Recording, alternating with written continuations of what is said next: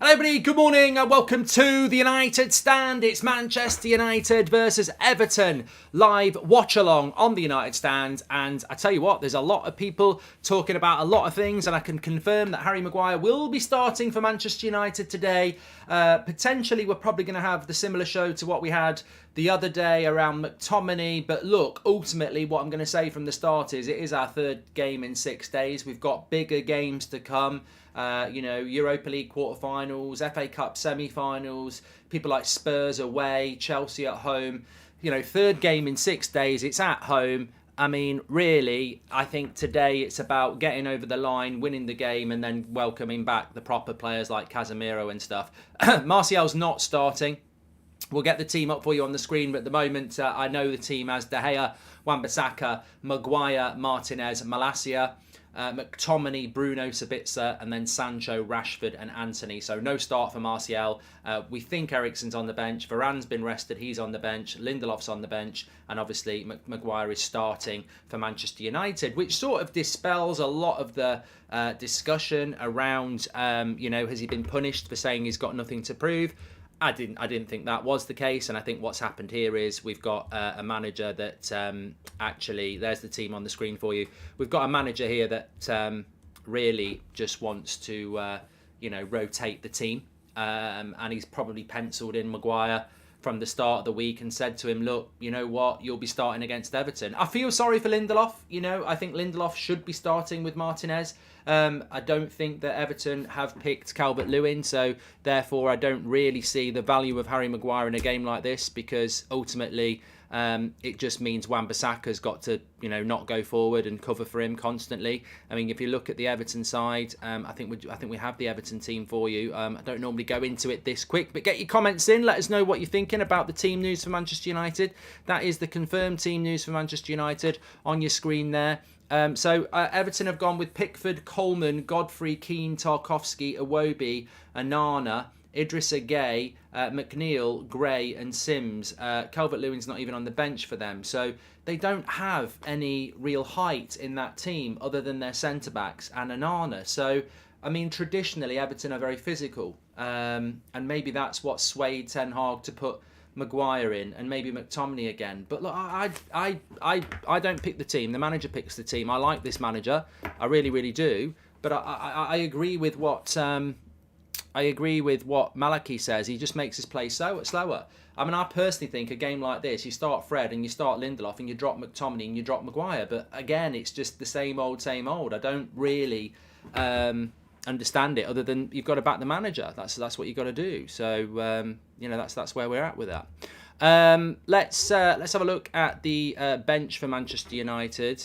Let's have a look.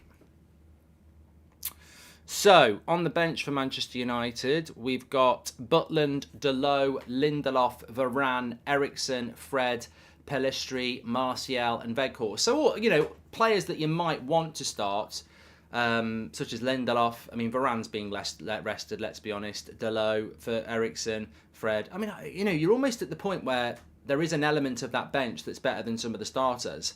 And I think some of those starters should be starting. I don't understand what Fred's done wrong in the last 3 games not to start one of them when we don't have Casemiro or Eriksen. I think Lindelof should be starting over Maguire. I do not for the life of me understand why Scott McTominay's plays so many games, because I think he's crap. And Martial, it's obviously a fitness thing. But apart from that, it's it's not a bad side. I think we've got enough to win. Is the main thing. I think we have got enough to win. Nathan says Osimhen will be better also as he's younger, so you will save at least another 100 million as you will have a striker ready for 5 years plus, says Nathan. And Erik Ten Hag is trying to find different combinations that work, says Keel. Well, give us your thoughts. Of course, Harry Maguire comes back in and he is the captain of the side as well. I don't rate Everton. They won't have... I mean, look, I don't think this is going to make a massive amount of difference. I can see that there's probably concerns that Harry Maguire's playing, that Scott McTominay's playing, but we'll have 70% possession because Everton don't like possession. They've only won 1 game away from home. I actually think it will be quite a breeze for Manchester United to win this game. I don't think Everton really will have a lot to cause us problems. Having said that, I always look at that Everton side, and maybe because it's more familiar, I actually think Idrissa Gueye, Iwobi and Onana in their midfield three could cause us problems. And the pace they've got on the break also could cause us problems. And defensively, I mean, I could see Everton keeping this tight. I could see Everton potentially getting a draw, but I still think we'll have enough to win. Toby, thank you very much for your super chat. My prediction is Manchester United 3-0, says Will. Well, we'd love that. Maguire loves a physical game, says James. I don't think it is going to be physical, though. I think that's a stereotype of an Everton side that doesn't exist anymore. I don't think it is going to be physical. And I think if Man United have picked a team for a physical battle, I think they've picked the wrong team. I don't think it is going to be physical.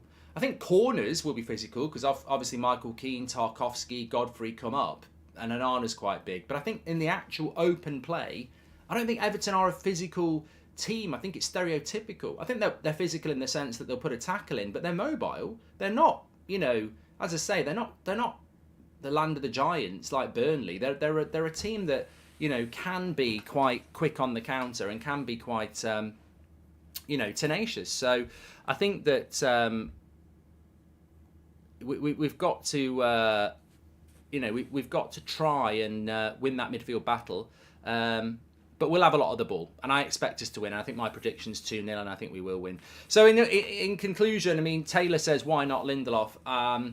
I would have put Lindelof against Martinez, but, Ten Hag, he's gone with Maguire. To be honest, I'm not massively bothered about Maguire starting. I think, he can do a job for England. He can do a job for Manchester United. He's not completely useless, and I think I'm actually quite comfortable with Varane not being it. As long as Varane's not injured, I don't mind Varane being rested. He can't be playing get 3 games in 6 days. I think you've got to rotate. I'm absolutely comfortable with that. The McTominay thing worries me a little bit, to be honest with you. That worries me more than anything. I'd rather see Fred in there. But look, it's Easter, but it's also the resurrection of Casemiro after this game. Casemiro is back, and I think all these concerns that we've had for the last 3 games will disappear because we're going to have Casemiro back fresh. Eriksen's back on the bench. So I said it in the preview, and I'll say it now. I think it just is about finding a way to win today, and we weren't particularly good against Brentford, let's be honest, but we win, and that's what we've got to do today. We've got to win. There's no with Spurs playing Brighton at 3:00 and Brentford at home to Newcastle at 3:00. We win today. It doesn't really matter how we win. We just win. Noob says, McTominay and Maguire give Everton a chance. McTominay is positionally poor. Hopefully he doesn't play hide and seek today. And look, people forget about McTominay as well. Bruno was the deeper midfielder against Brentford. So maybe McTominay will play more box to box. Sean Turner says, we've seen competition boost Shaw to consistent good performances, and I feel the same could be said for Wan-Bissaka. And let's be honest, Dalot looks poor. So in the summer, who would you rather keep, says Sean. I mean, I like Dalot. I'm a fan of Dalot. I quite like this rotation as well. I mean, we've not even spoken about Dalot. Dalot's played 2 games. This would have been his 3rd game in 6 days. I think rotation today is what Ten Hag has done. I think Ten Hag has seen 3 games in 6 days and gone, I've got to make some rotations on Saturday. Wan-Bissaka is going to come in for Dalot. Obviously, Malacia's come in naturally for sure because he's injured. Maguire's come in for Varane. And I think that's logical rotation, if I'm honest. But Sean, I would keep them both is the answer. I know this Frimpong story is developing. I saw this morning that Christian Falk, who's obviously based in Germany, talking about talks with Frimpong. It looks like there's something going on there. We were certainly linked with him in January. So it definitely looks like we're going to buy a right back, and it looks like Frimpong's looking like a favourite at the moment. But if we're buying a right back, Wan-Bissaka's leaving because Deleu's working on a new contract. Hi Mark, it's not about the game, but what do you think we played the best this season? In my opinion, it's either Spurs or Barcelona away, says Liam. Yeah, I enjoyed the Spurs game. Fred was magnificent that game, wasn't he? But I'd say away to Barcelona was our biggest test, and we did really well there. I watch every day, and Sancho will have an amazing game with all the possessions. Thank you, Emil. Hope you're right with that. We haven't spoken about that yet. Thanks for all the super chats that are coming in, by the way. You can do that through the $sign. We will read those out. Thanks everyone who's tuning in. It's an early kickoff for Manchester United today, but we are live all the way through till full time. Then we'll have the match reaction. Then we'll have the fan forum. So lots to get involved in. Please do subscribe to the channel, bottom right-hand corner, and get involved. Maguire will score today, says Brian. One thing I will say, and I'd love it if Maguire or McTominay, I don't care who scores. Whoever scores, we just want to win. I think we'll keep a clean sheet today. So whoever scores, happy days.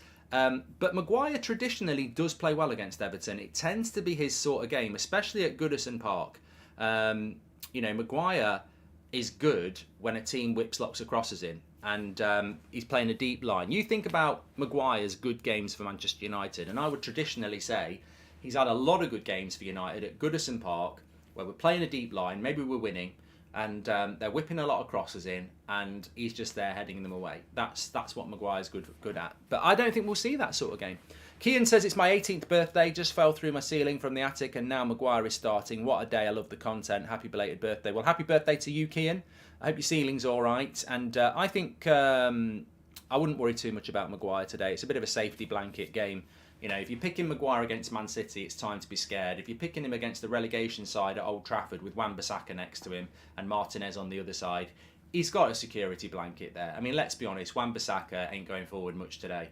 Wan-Bissaka is not supporting Anthony much today because Maguire's going to be saying, don't leave me, don't leave me this way. I can't survive, I can't stay alive without you there. Don't leave me this way. That's what Maguire's going to be singing to him all day. Don't leave me on my own. Whatever you do, don't leave me on my own. He's like a kid who doesn't want the light off. Please leave the light on.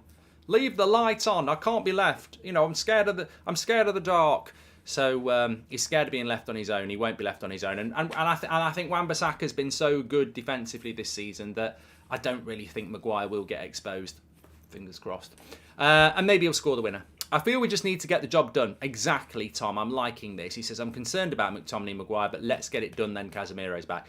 That's my mindset, Tom. I'm not negative about the team. I think that as we look at the Everton side, they're having a crap season. Deitch really is about winning his home games. I think he'd take a point happily today, and I think that's the limit to what Everton can do. And I think we can afford to make some substitutions. It might not be particularly pretty, but I don't think it is pretty when you've got people like Maguire and McTominay in the team. They're just very dull footballers, in my opinion. Slow, pragmatic. But it's about getting the job done. I agree. With persistent faith with Maguire and McTominay, is it a sign they will stay beyond the summer? With new owners, could Arnold and Murta be replaced as serving? I don't think Maguire will leave Man United. I think his bread is buttered way too well at Manchester United. I think he knows that he's the captain of the club. He can keep adding stuff to his Wikipedia page. He can keep lifting trophies he hasn't really had anything to do with. He'll still keep playing for England. I don't think he's gonna leave.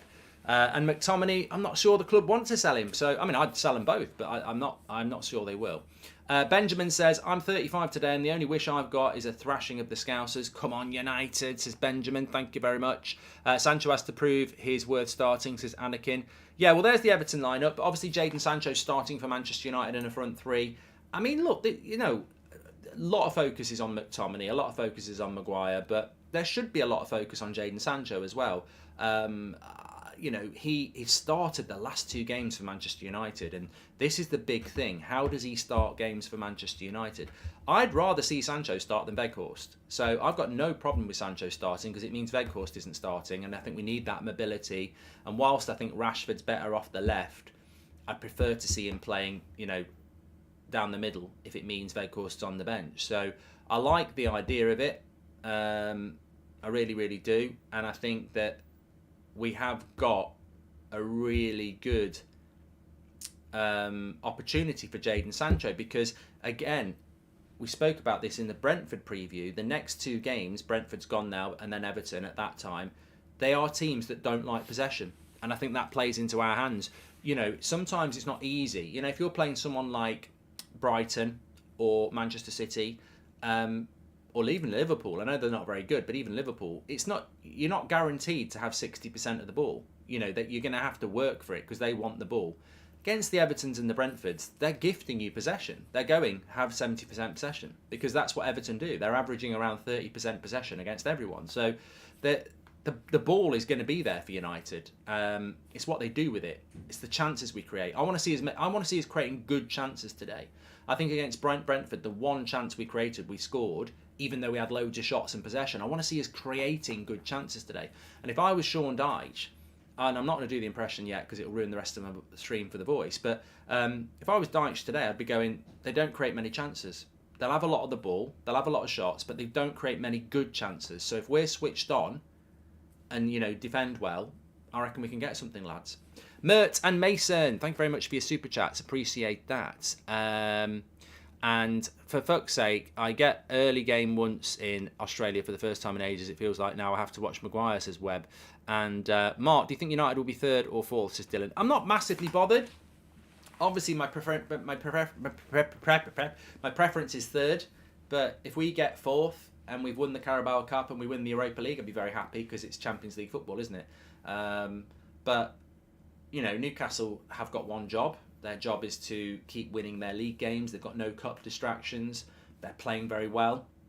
They've got the momentum. I think Newcastle are in a better place than United are at the moment. So at the moment, you could say that maybe Newcastle are favourites for third. But in some ways, it's good that we're pushing each other for that because I think we'll take ourselves away from anybody who wants fourth. So, I'd like us to get third. But, maybe Newcastle will get third. I don't know. But I think we're going to be a different team. I mean, Newcastle are a better team than us at the moment. Right now, they're in better form. They're playing better football. I think they would beat us again if we played them with this team. But we're going to have Casemiro back. We're going to have Eriksen back. Hopefully, Martial's going to keep progressing to a point where he can start. Then we can put Rashford on the left. Varane's going to start when we need to. And I think suddenly we're back to playing well again. So, I mean, look, at the moment, we don't need to sprint. It's about getting the job done.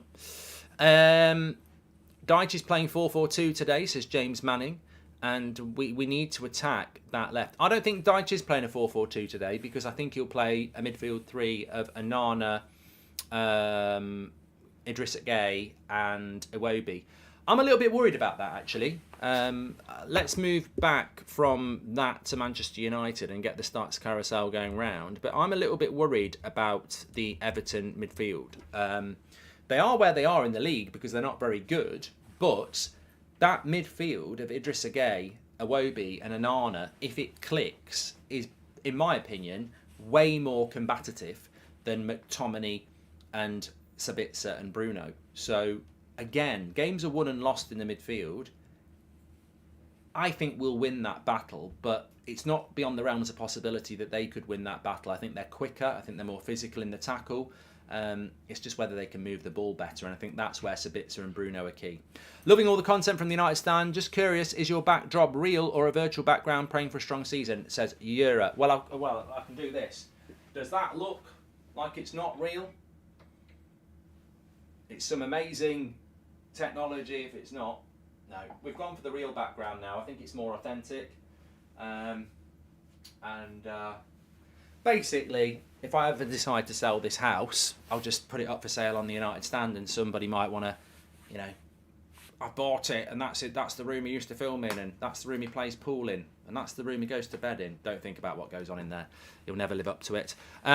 Jokes. Iwobi hat-trick, Mark. If Arsenal win the league, do you think we could get Bellingham if City don't want him? Says Zayn Miassi.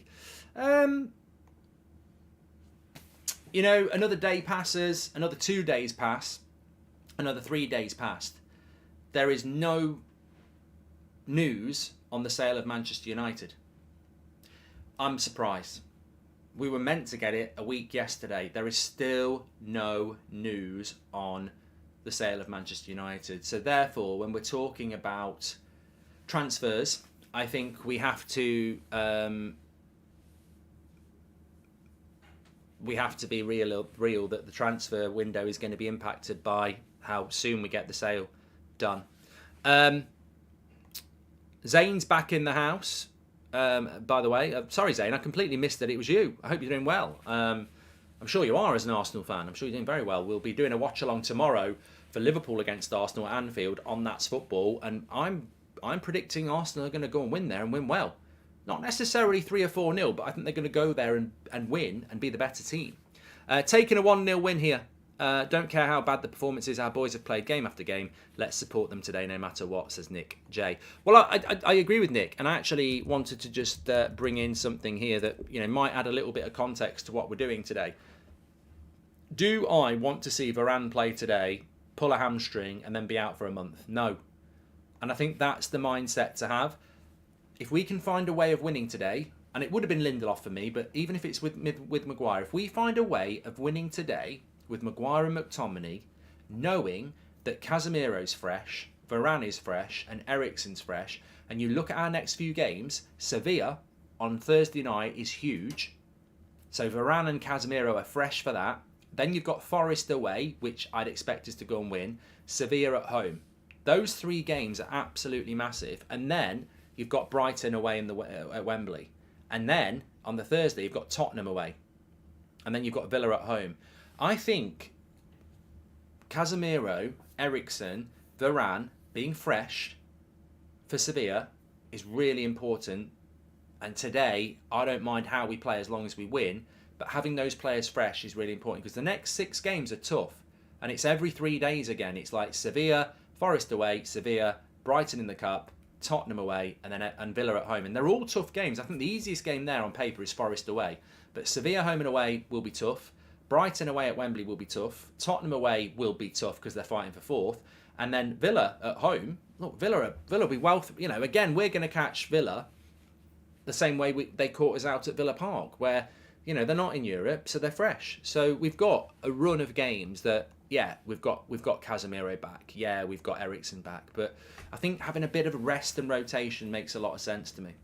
I agree with Nick J there. I have a very good feeling about second half. Lots of bench options, says Rajisha. Exactly, and I think that's a great point as well. If this wasn't going well after an hour, look at the bench. Anthony Martial, Eriksen, Fred, Pellistri. You've got options there. Any updates on Luke Shaw's injury, says Pentels. I love the content as always. Well, I think we'll know more about Luke Shaw on Monday. The story is that it's potentially a precaution just to see how it goes, run a few tests, but it would be stupid to even have him in the matchday squad today after obviously Luke Shaw's of an age where he knows his body, he's felt something, and I think resting him this weekend. And Malacia is a player that we've not even mentioned. We've spoken about Maguire, we've spoken about Sancho, we've spoken about McTominay and the hopes that they can perform, but Malacia comes into that team and I've not heard anybody concerned.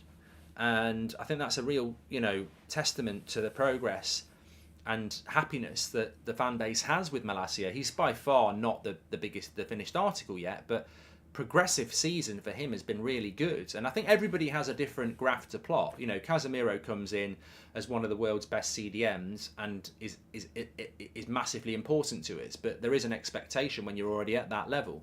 Eriksen comes in, Premier League proven experience, there is an expectation. Martinez, we spent a lot of money on him, so you want him to deliver, and he has done. Anthony's an ongoing conversation, but, looking at Malacia, what we paid for him and the expectation level, I think he's exceeded that. I think Malacia is a £30 million left back already. And some people might laugh at that, but I do, in the context of if I think we would get £30 million for Malacia if somebody came in now. So I think he's progressing well. He's reliable. He's still got growth in him. He's at the right place under the right manager. I like Malacia. At the ending of the day, Maguire is a unit and he was rated for a reason. This is what a squad is all about, and being next to Martinez, I have full faith. And I think I agree with you, Nick. And I think with Wan-Bissaka next to him as well, we all know what will happen because we've been experiencing this longer than even Ten Hag. We know that Wan-Bissaka is going to be his security blanket. We know he's not going to wander too far forward. I think if Maguire got caught in 5-foot races in a one-on-one, we'd been in trouble. But I think things will happen in that team that prevent that from happening. We'll play in a way, Ten Hag's not stupid, we'll play in a way that prevents Everton getting a one-on-one with Maguire. Do you think Bruno will play deeper again? I do, Ian. I think Sabitzer will be the 10. I think Bruno will sit, and I think McTominay will be the box-to-box that helps and assists Bruno. But I think Bruno will come and take the ball off the back four again, because I think that worked quite well against Brentford, and I think we're going to have a lot of the ball. So, yeah, I do agree with you on that one. Just a bit of a shout-out, by the way. You might be aware, you might not. This is United Stand merch that I'm wearing. These hoodies are brilliant quality. The print style's superb as well. We've got lots of different things, but I'm wearing the Martinez Butcher today. If you want to get one, we do ship them worldwide. It's through United Stand Shopify. You can type that into Google or or whatever browser you use. I don't care. But the link's in the video description as well. So if you want to get one of these, or we do them in t-shirts as well. You know, it's getting warmer now. It's a lovely day here in the UK. We do ship worldwide, but the hoodies are brilliant. They're absolutely brilliant.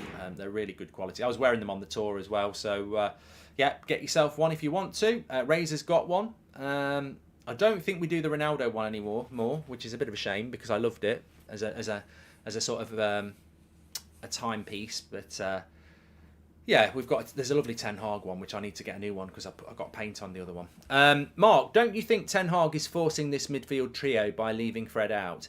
He's clearly better alongside Bruno than these two, says Shady. Thank you very much. Hi, Mark. Sorry I missed your birthday yesterday. And Man United need to sign Ramos and Xavi, says Paddy. Thank you very much. Appreciate that.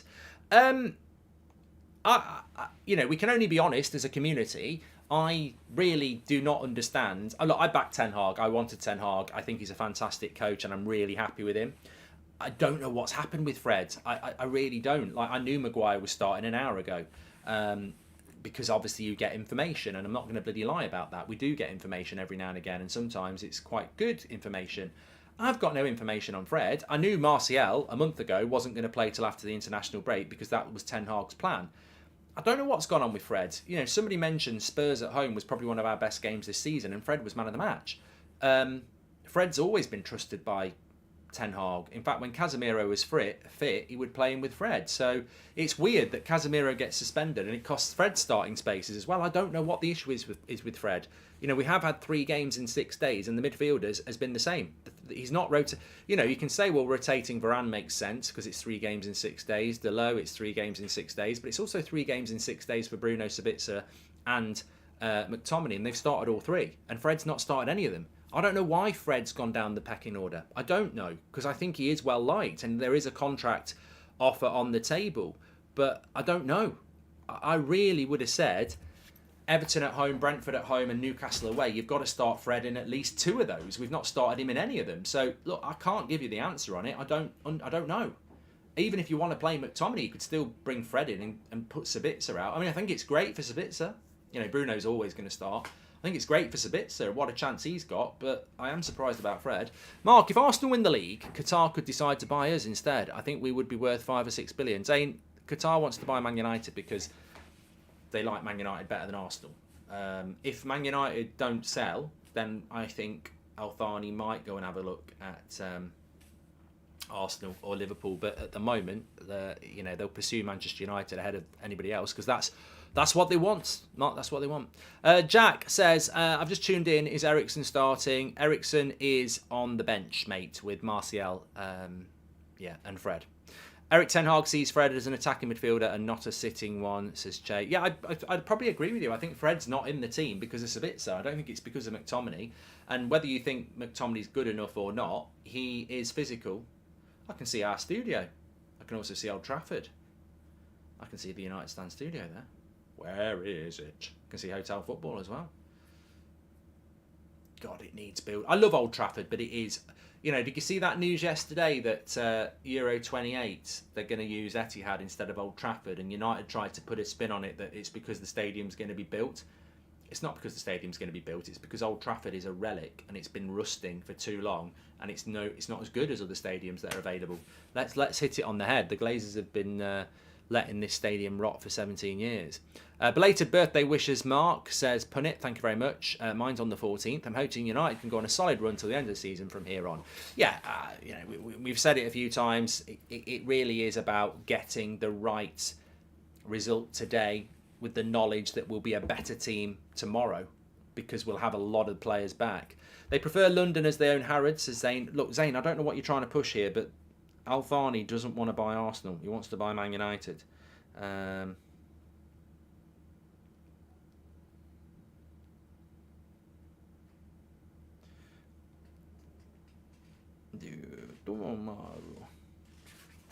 Oh no! Oh no! Right, Bruno, Sabitzer, Fred aren't physical enough, so he's got to play Scott, says Manchild. And Villa to get Europa League, Mark. Also, happy birthday for yesterday, mate, from Australia. Thank you very much, Joe. Hope you're doing well. Zane is a United Stand legend, says Michael. And Zane's getting desperate, says Taylor. Look, you're the only focus for you, Zane. Sorry, part of my studio at the background's just fell over. The only concern for you, Zane, is that you win the Premier League, which I think you will. And I think that's the biggest thing you need to focus on.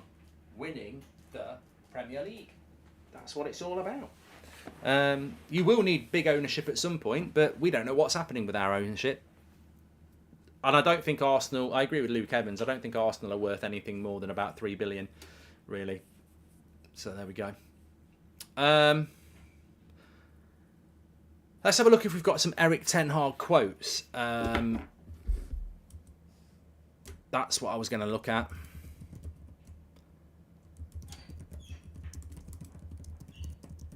Let's see what I got.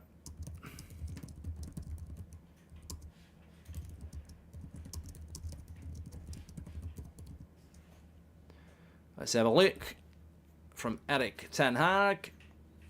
Please do subscribe to the channel, by the way. Bottom right-hand corner to do that. So we have got some quotes from Erik ten Hag here. He's got quite a few, actually. So he says, on Harry Maguire starting, he played against Fulham, he played against Betis, he's playing for England, so he's fit and ready to play. We have the most crazy schedule of all the Premier League teams with 3 games to cover in 6 days, which is not right, but we have to deal with it, so it's pure rotation. He says, Anthony has already scored a couple of goals, I think 7 or 8 goals in big games, not bad for a winger in his first season. We've got to work on the personality of the team in relation to away games. He says, we couldn't expect to be in this situation when we started. We're in the top 4, we're in the quarterfinals of the Europa League, we're in the semi-finals of the FA Cup, and we've already won the Carabao Cup. I think that's worth coming back to. He says, we have goal-scoring players in our squad, we have worked on our scoring abilities, but also have to think about the transfer market. And on Maguire, he says, he's got to dominate his opponent in and out of possession because that is his status and that is his reputation. It's not his reputation, Eric, but good old Eric trying to big up someone. Yeah. I don't think Maguire's reputation is to dominate his opposition in and out of the ball, is it? Paul Crampton has just gifted 5 memberships. What a legend you are, Paul. Thank you very much, Ledge. And happy birthday for yesterday, Mark. Love the show. Don't ever leave, says Massimo. Thank you very much. Who let Slabhead back on the pitch, says Patrick. And Zane says, if Chelsea's worth 4, we are worth the same at least. Plus, we have a better stadium. Yeah, but Chelsea isn't worth 4, Zane.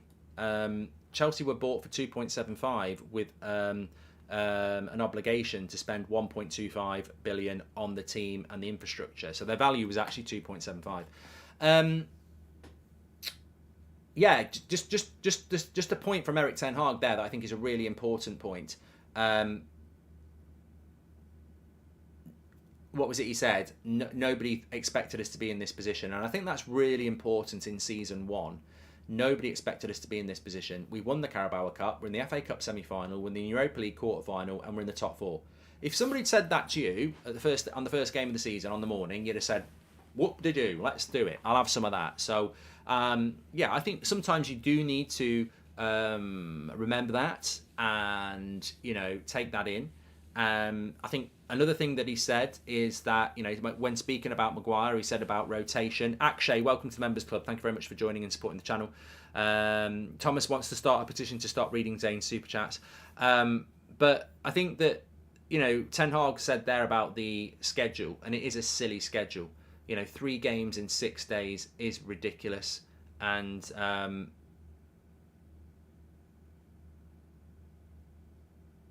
think that, that's really important to remember that, you have to rotate. I think it's about pairing and chemistry. Casemiro and Fred, or Scott and Sabitzer. In Ten Hag mind, having 2 sets of midfielders might be appealing, says Chiri. Yeah, look, I'll be very surprised if Fred doesn't start playing for United again when Casemiro's back fit. I think he likes Fred with Casemiro. And I think Fred likes playing with Casemiro, and I think Casemiro likes playing with Fred. So, yeah. Sims to bully Maguire. McTominay has pictures of Erik ten Hag, says Andy. And Thomas says, I'm praying United win this. Also, can we get some Sean Dyche banter from you today, Mark, says Thomas. I've got to be a bit careful, actually, because I was out last night. Had a few beers last night. I feel fine now. I've had a lovely breakfast and played a bit of football in the garden with Seb. So the head's feeling clear, but the throat is a little bit, rough. So I've got to be very careful because I've got like 2-3 hours of streaming ahead of me. If I go mad on Sean Dyche, I might have to sub myself off. But at the end of the day, Maguire's a great centre-back, and I'd love Maguire at Manchester United to stay at Manchester United because he's crap, and I wouldn't like him at Everton because I got Tarkowski. But no, look, I think Everton, the best I can see today, and I know there's a lot of people giving out score predictions. The best I can see today is Everton draw. There's Casemiro. He'll be back, obviously, on Thursday.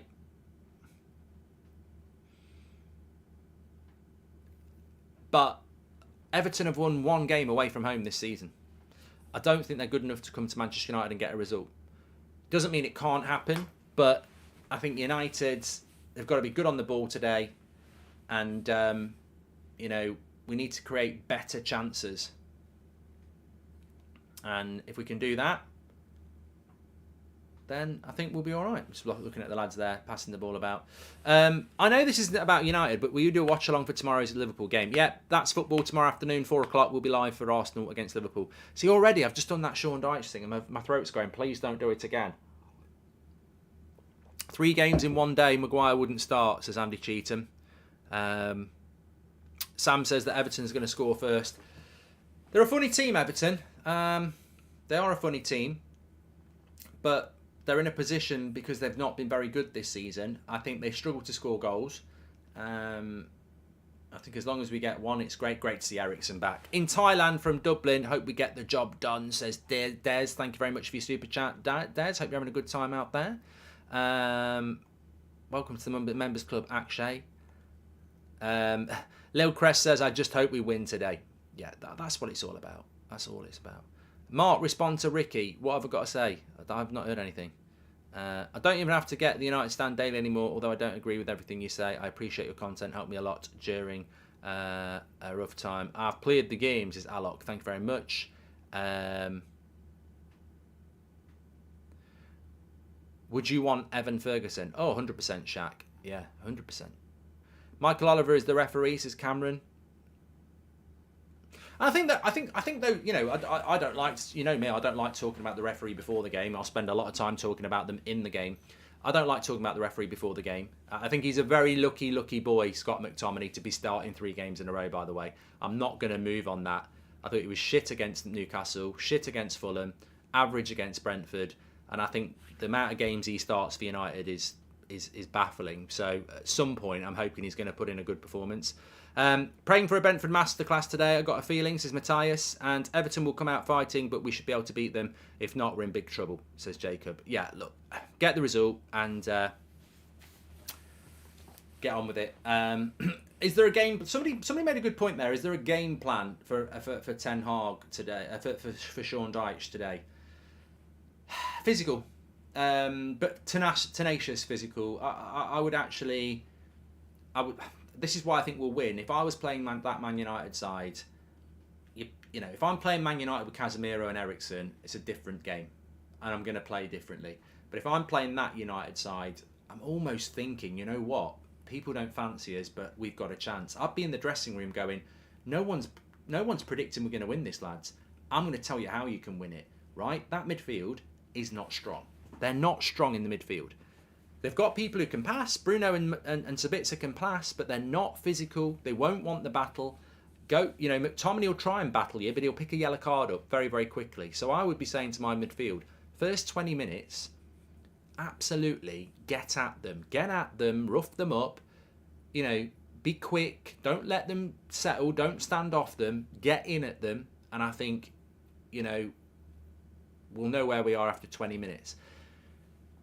Defence, just do what you do. Look at what Brentford did.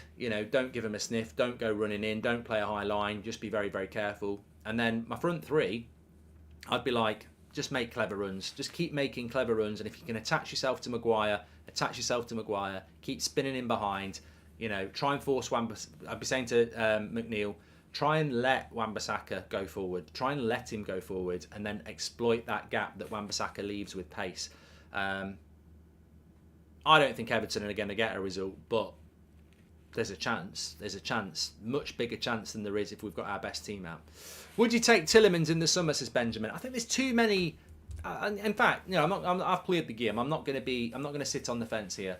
I think there's too many better options than Tielemans. I know he's available for free, and sometimes, a free agent like Eriksen can be a massive, massive boost to your squad. And I wouldn't be opposed to Tielemans because, ultimately, Tielemans as a free agent is massive value. But I look at what's available in the midfield market. And we spoke about Alexi McAllister yesterday. I'd take him over Tielemans. De Jong, Bellingham, Casido, Kone. There's so many midfielders available that I would go for. I mean, look, I'd probably take Sabitzer over Tielemans as well. Peter, thanks for being a member for 8 months. Let City host the Euros or whatever it is. We all know they need the bums on seats so they don't have to spend the crowd noise budget, says Jackie. Give Anthony time, please, Mark. Just got engaged. Wish me luck, says Des. Good luck, mate. Des, congratulations. Hey, I'm in the Anthony fan club, mate. So, you're speaking to the converted there. The Luke Shaw hate I've been seeing on Twitter from United fans recently after his re-signing is disgusting and shameful. Also, is Maguire playing, says Abdul. Yep. Abdul, I mean, I don't know. I mean, chat. Talk to me, chat. I haven't seen this. I mean, a lot of the time I put a tweet out and leave it. I don't bother reading the replies because a lot of the time I'm trying to wind people up. But I was very happy with Luke Shaw signing a new contract. Obviously, I'm aware of the De Gea thing, which I find ridiculous. I'm aware of the Bruno thing, which I find ridiculous. But I wasn't aware that there was some people unhappy with Luke Shaw signing a new contract. Do we still have people in the fan base that don't like Luke Shaw then? Because I find that incredible. I think he's been ridiculously consistent this season, and I think he is one of the best left-backs in Europe. Morning, Mark. The only reason he picks Maguire and Scott are for the physical attributes. We should still win. Our front three has the quality, says Vignesh. Yeah. And you're right. You're right to mention Anthony. This is a game where Anthony can progress. Ty says, I still don't rate Luke Shaw, Mark. Well, there you go. I mean, look, I'm not telling you you're not allowed to dislike Luke Shaw. Just to me, I remember it was a problem maybe 2 years ago, maybe even last season, but I thought this season there was a general consensus that Luke Shaw was a good player. But obviously that's not always the case with some people. And I certainly hadn't seen any bad reaction to him signing a new contract. So that's a bit of an eye opener for me, but that's what it's all about, I suppose.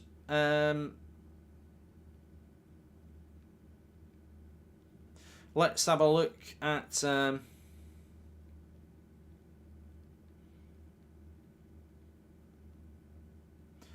Right, I just want to... Oh, I've done the Ten Hag things, haven't I? We're only 19 minutes away from the start of this game. Get in, you big one. That's what she said. Right, can I just say that our subscriber count is wrong. We're only 200 subscribers away from 628,000. So please do subscribe to the channel. Bottom right-hand corner.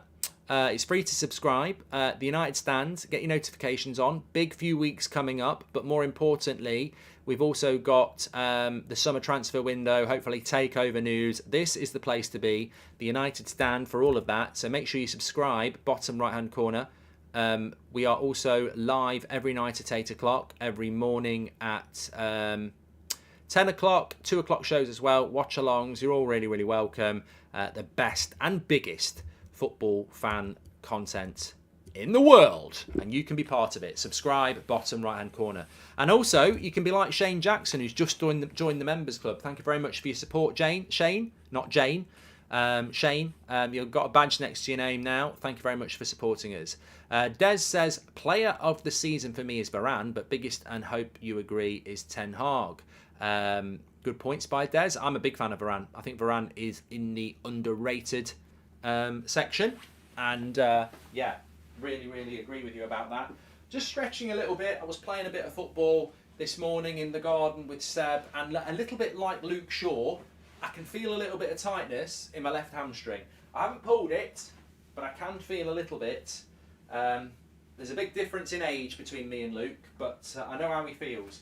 I don't think it's going to put me out for longer than a couple of days, but I did feel something overstretching to block a shot. So I might just have to get up a little bit today and stretch the hamstring out a little bit because, I don't want to be out of any garden football for any long period of time.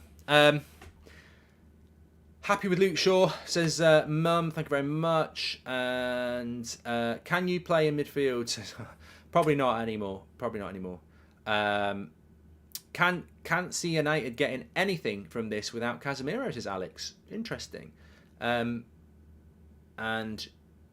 he'd still be better than McTominay, says Benson. Look, I don't think McTominay was great against Brentford. I thought he was okay. I think I'll give him 6.5. At some point, I think we'll get a good performance from him. Ahmed says, how's the Super Chats work with members? The same, I think. The same. And you'll have to be substituted, says Ek as well. Right, let me know what you think your thoughts are on the game. Are you confident? I'm still very confident. I think United will win this game. I don't know how comfortable we'll be in it. I mean, Everton are fighting relegation. Sean Dyche is a very focused and determined manager. Days like today really are games where you're looking at from an Everton point of view, it's what you call a bonus.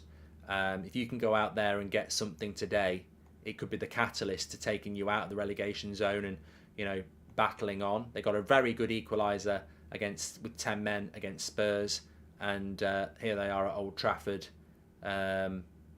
against Manchester. Harry Maguire's making his 6th Premier League start of the season. I mean, that's pathetic, isn't it? I mean, I don't want to be negative before the game, but that is pathetic. I've got nothing to prove, and you're only making your 6th Premier League start of the season. What's this, game 29? Yeah.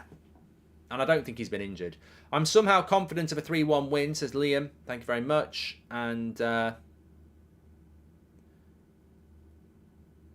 Luke Shaw is not in the top 5 in the Premier League for left-backs in tackles, interceptions or assists.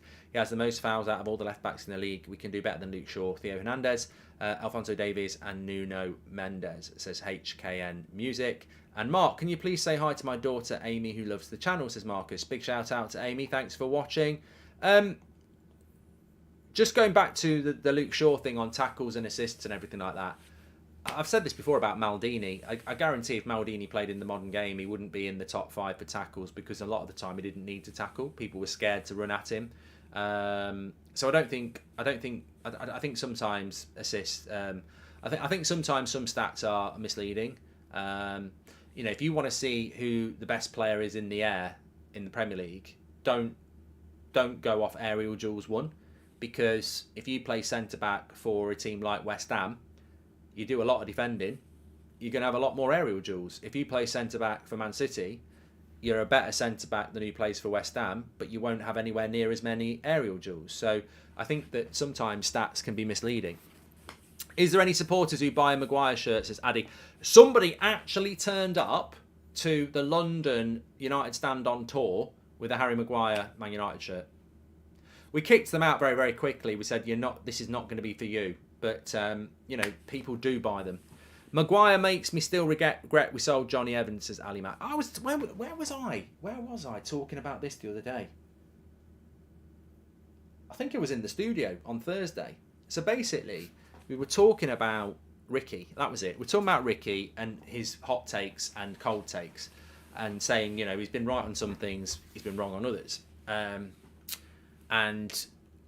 And DK says, another try because you missed. Can you make a video of 4 realistic signings United under the Glazers, under responsible ownership and super rich owners, for example, more cheap sign? I like that, DK. That's a very good idea. Thank you very much for that. Appreciate the super chat, but I like the idea. And I was talking about Chris Smalling. Now, we sold, correct me if I'm wrong, we sold Chris Smalling around the time we bought Harry Maguire. I still think that sale and purchase has to go down as one of the biggest joke deals in the world. Selling Chris Smalling for 15 million and buying Harry Maguire for 80 million is ridiculous. Absolutely ridiculous, because Chris Smalling is better than Harry Maguire. He's quicker, he's good in the air, and the only thing that Harry Maguire is better than him at is passing. But I just think that if you're selling Chris Smalling for 15 million and you're buying a centre-back for 80 million, there has to be a huge improvement. And I always think that sale and that purchase was ridiculous, because some people might say Maguire's better than Smalling. I don't mind. I respect that. But the fact we're having the conversation shows you what a big mistake that was. We sold a centre-back for 15 million and bought another one for 80 million. That's a 65 million pound loss for the club on a centre-back that I don't think is better than Chris Smalling. Tumbleweed said, yeah, he was sitting in front of me. I was laughing. Hi, Mark. Ever thought about trying fasting for a day? Nice challenge and a way to engage with fans. Love the channel, says Mohammed. I haven't, but I will consider it. No disrespect to McTominay, but he is not a Man United player. Wish him the best. Please put Rashford on the left. He is savage, says Des. Thank you very much, Des.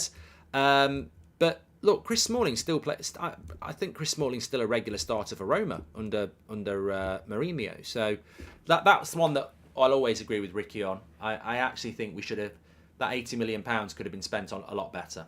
Super chats display new members. You also get one free super chat a month as a member, says Architect. Yes, you do. You're right. You do. Charlie Bruh says, what's your Eriksen return reaction? Well, I spoke about it yesterday on the Ten Hag press conference reaction. I'm over the moon that Christian Eriksen's back. I think the second half of this game will be very interesting because I think we've got some really good options off the bench. Anthony Martial, Christian Eriksen, Pellistri. Fred obviously can come on and do a job. So I think if we were struggling today, we do have options, and I think it's going to be very interesting to see Eriksen back in the team, because I think, as I said before, I think Eriksen does two big things that we don't have at the moment. He brings in the ability to create better chances. I think we create better chances with him in the team. And he also brings in an ability to take the ball off the back four and play between the lines. Stones, thank you very much for being a member for 11 months. Makuna's been is a new member. Welcome very much. And Sean Deitch like a diamond, Mark, says the fuzzy one. Sean Deitch like a diamond. I can't. My throat's not in a good place. We'll have to keep it back for the big moments. Jig says, I think we're going to have a Maguire disaster class. I don't think so. I think sometimes we try and play the game out before it's even started. I've played the game. You know, just because we've made a couple of selections that we don't agree with, I genuinely do not think it's going to be a massive problem today. And I think also when you look at Harry Maguire and you look at why he's starting, Ten Hag said it in his pre-match interview. We've got 3 games in 6 days, and cold harsh facts are that, you know, he's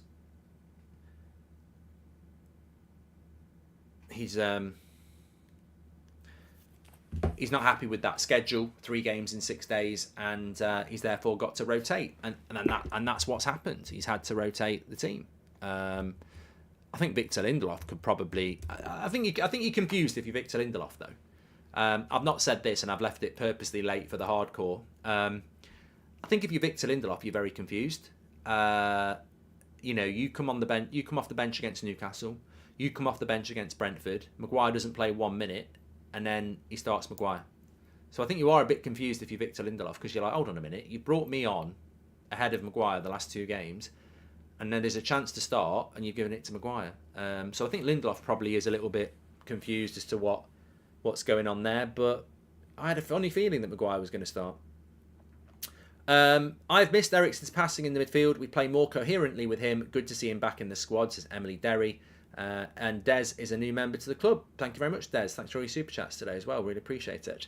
Please do subscribe to the channel. Bottom right hand corner, we're only 200 away from 628,000. Remember, we've got player ratings for you at full time. You can vote for the player ratings, mark every player out of 10, 6 being the average. It aggregates all your scores, and then we do that in the match reaction. We've got the fan forum in the studio. Fantastic show. There's some really good conversation there after the Brentford game. Between Faz and Ricky and Kev and Beth, and I really enjoy watching that after I'm finished. I normally get myself a beer and just sit and watch it. Mark, if we're guaranteed to be, we had to wait until September the 1st, would you take it? Ryan, I think you're saying, if would I wait till September the 1st to get rid of the Glazers? Well, of course I would, but I think it would be a disgrace if we miss out on this summer transfer window because of the Glazers, and it will be their fault. Maguire must have a minimum appearance part in his contract. Utter shit. Shouldn't be near the team, says Joe. Say what you really think, Joe. Where are the subs, Mark? Poor, watch along, very unprofessional. I don't know what you're talking about, Talk. If you don't like it, turn it off. And Anthony can run freely because they don't have pace at the back, says Kyle. Look, I really do hope that we get the ball to Sancho and Anthony and let them and they, you know, I actually thought their first half against Brentford was good and their second half fell off. So I really hope that they can build on that today because you know, at the moment it looks like if Martial gets injured, we'll stick with this front three. It looks like Ten Hag has realised Weghorst doesn't work. So we have been using Weghorst up front and Rashford off the left. Even though Weghorst is fit, we're not doing that anymore. So look, there's a real opportunity for Sancho and Anthony to, you know, they're starting games, repay that faith, consistency. You know, some people always say, well, you know, I think they need a run of games. They're getting a run of games. Let's start to see improvement with a run of games. That's what I want to see from Sancho and Anthony because I believe in both of them. I really do.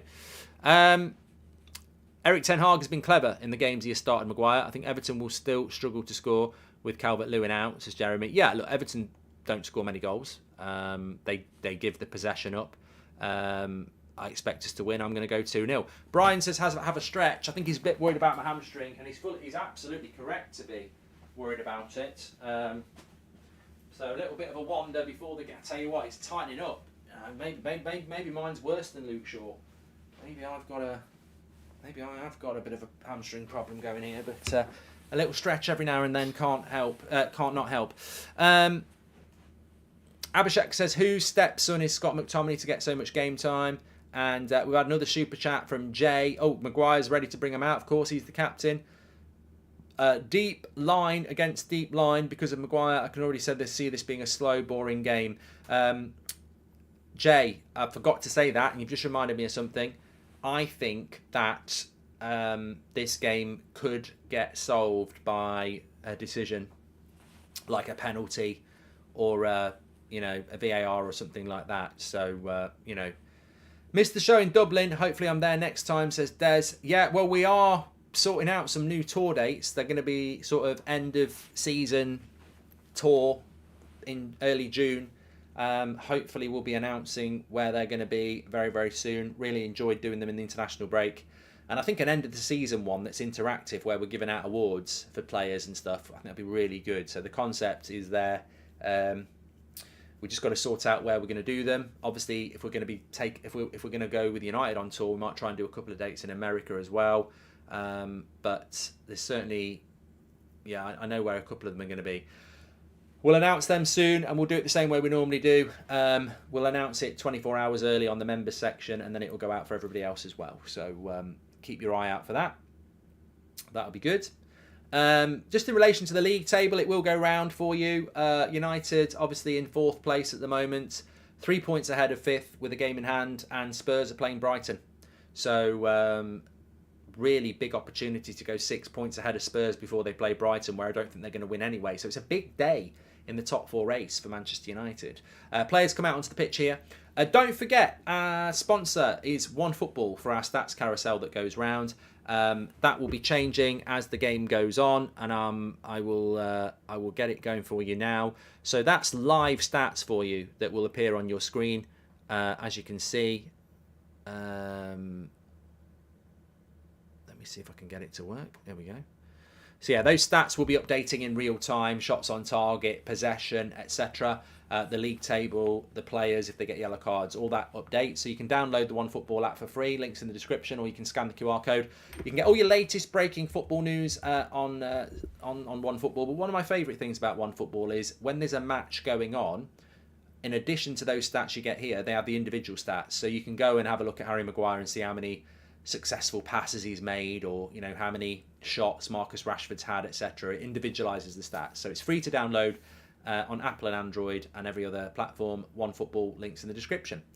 With regards to Maguire in player contracts to play a certain amount of games, says Craig, well, you can have that, but it never really gets discussed. Afternoon, Mark. Hope you're well. That's a brave moving. Fred Fernandez and Fred Sabitzer Rolls like to see if this experiment works. This Slow Sparks News. Thank you very much for your super chat. It's 4:30 a.m. in California, and seeing Harry in the lineup is making it worse. I've played the game, says Blake. And Mark, do you think Wan-Bissaka could do a job on the left wing, cutting on his right a bit? Says Rory. Rory, are you just trying to have the worst take of the day? Aaron Wan-Bissaka cutting in from the left wing like Marcus Rashford. Bloody hell! I've heard it all now. No, not at all. That's like Harry Maguire playing as CDM. It would be carnage, absolute carnage. But the wait is over. We are ready to start this match, and very, very excited to see it and how it pans out. Yes, it's about the result. Performance, hopefully we get a good performance, but it's about winning. Scott, welcome to the Members Club. Not confident with this lineup. Scott and Sabitzer doesn't work for me. Also reports saying Eric Ten Hag doesn't trust Delo nor Wan-Bissaka. What's your thoughts about this? Is Mario Franco. Thank you very much. And Daniel says, happy belated birthday, Mark. If you could re-experience a season that wasn't 99 for the first time again, which one would it be and why? Says, let's go United. Probably either 08 or 94 I quite liked as well. So those two seasons stand out to me. Just join the Members Club. So Saprit, please shout me out. There we go, Saprit. Thank you very much for that. Legend. Welcome to the Members Club, Ron, as well. Appreciate that. And just going back to the right back situation, I think it's an interesting situation with the right back. He clearly wants to buy a right back, which is absolutely fine. But I personally think that Delo is going to stay and Wan-Bissaka is going to go. Matt Carroll says, if you were Martinez, how would you feel today? I'd feel like I'm playing my third game in 6 days, and today's going to be the hardest one of the lot. I think when you've got Varane next to you, you feel very comfortable, don't you? When you've got Harry Maguire next to you, it's something a little bit different. If it can be that kind. There we go. I'm just getting ready for the timer here. Who are the referees, says Jim Hooligan? Well, the referee is Michael Oliver. There's Sean Dyche in his suit, looking smart. He's ready. Let's go, lads. Let's go. I've got my best suit on. Come on. Michael Oliver's a referee I've never been a big fan of, but I will be fair to him and say I haven't really noticed him getting involved in a lot of bad decisions for a while. So let's hope it's just a straightforward one today. Alex says, happy belated birthday, Mark. You're a legend, and I hope it was a relaxing and great day. I enjoyed it, yes, Alex, yesterday. I went out for a lovely meal with the family, had a few drinks. Yeah, it was good. But I've been looking forward to this. Not normally a big fan of an early kickoff, but today I'm actually ready for it. I'm actually up for it. So let's go. Right, Michael Oliver's about to kick this off. Is he? No, he's waiting. Jordan Pickford and Harry Maguire are really good friends, by the way. We go.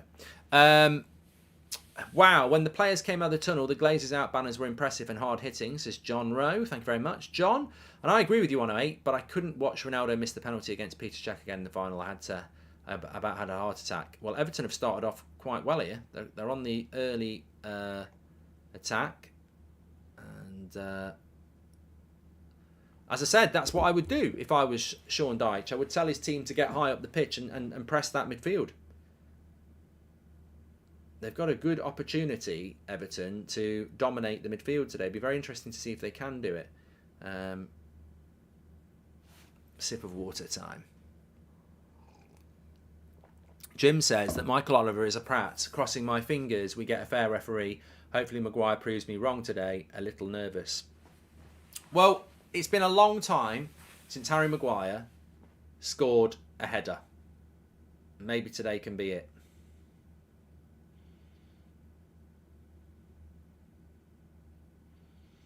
Well, Everton are certainly looking to press high up the pitch.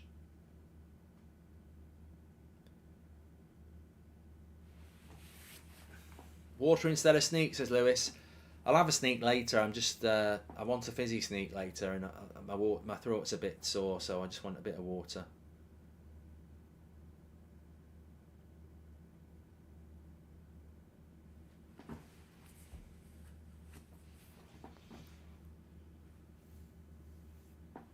Interesting first couple of minutes here. Giving a free kick against McTominay there. I didn't think it was a free kick, but it just relieves the pressure a little bit. But I mean, you can't assess a game in the first 2 minutes. But what's very clear from the first 2 minutes is that Everton are looking to be energetic and tenacious. They're not going to come here and just sit back and let United dictate things. And I think that would be a stupid thing to do for Everton anyway when you're playing against a team that's weak in the midfield. But here's Bruno out to Malacia. Now Sancho, bit of space, bit of final third possession for United. Nice ball into Sabitzer. Ooh, he wants a corner. I tell you what, he did really well, Sabitzer, there to get the shot off. Sancho found him with a quick pass into the box, and Michael Keane's slow on the turn here because Sabitzer gets the turn and gets the shot. It wasn't that close, but it did deflect. It looked closer from the camera angle that we had, but actually it was always going well wide. But hey, it's a corner. We were just talking about Maguire. He likes to play against Everton. We've got an early chance here. He's not whipped it in. He's gone Rashford, and Rashford is trying to get the shot off. Yeah, a bit of a waste of a corner that. Bit of a waste of a corner that. I mean, I know Everton are good in the air defensively, but an early corner, whip it in the box. Afternoon, Mark, just tuned in for your Sean Dyche impressions as Warrior, and watching from New Zealand, 10 beers down to Shane. Love it, Shane. What time is it in New Zealand? Probably midnight. Yeah, I'd have whipped the cross in there. First 2 minutes, some players haven't had a touch on the ball yet. Put a cross in, and away you go. As if Maguire and Pickford are good mates. Can't imagine a worse night out, like being out with Kevin and Perry from the north, dripping in Stole Island, says Luke Jones. Right, here's another corner for United. Now let's whip the cross in this time. Mark, your podcast could be about coaching journey, says Desert. Thank you very much, pal.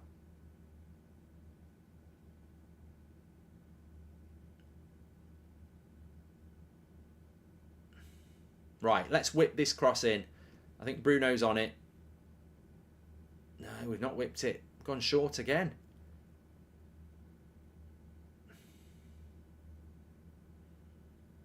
Cross comes in, but it's not very good. McTominay shoots from miles out over the bar. Bit of possession in the Everton in the Everton box there from United.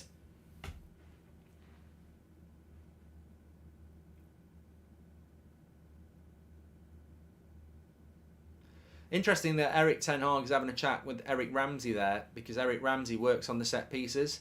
So, I mean, it's hard to tell whether Ten Hag's happy, but I wouldn't be happy with either of those set pieces. I thought he may as well have put the cross in. But Iwobi, good ball.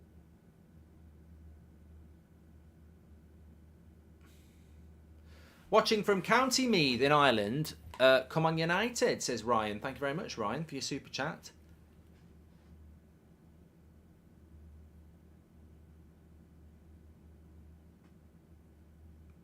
Oh, Malacia gets caught in possession there. The pass was... Here's Damari Gray. Everton on the attack. And he's given a corner. Great tracking back by Anthony. My friend said Judy's better, Casemiro, and Casemiro isn't world class as Detta, you know. Time to seek new friends. Wore my United jersey to the office yesterday and a guy asked me, do you support them? Told him I love United and we had a great chat for 30 minutes. As Supreet. You see football bringing people together. Yeah, good tracking back by Anthony there. Time for a stretch. Come on. Interesting first 5 minutes. I think I agree with Gabriel. He says Anthony's a great team player. I think Anthony does a lot of defensive work that probably doesn't get appreciated.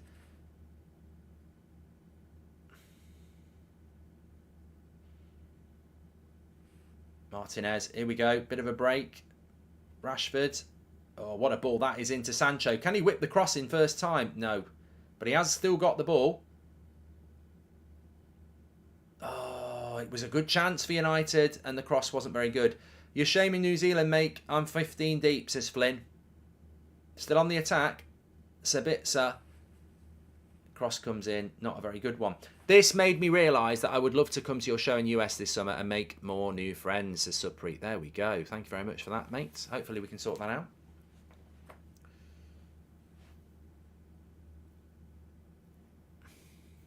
The way that we're playing is Sancho, Sabitzer is the 10 and Bruno is the 6, which is what we predicted. So Bruno is playing as the holding midfielder and McTominay's playing box to box. Oh, Rashford's through.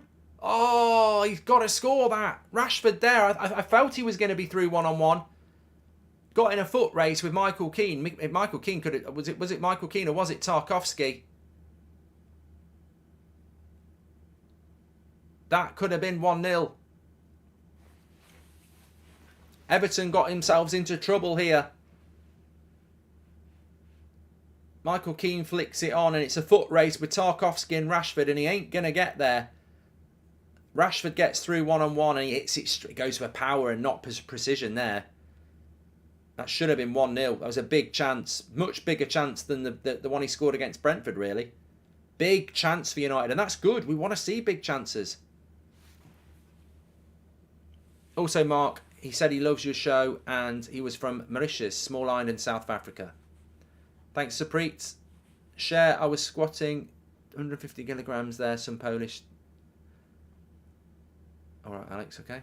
He even said Brazilian Ronaldo was the first to bring plotting in football, says Detta. Okay. I've seen...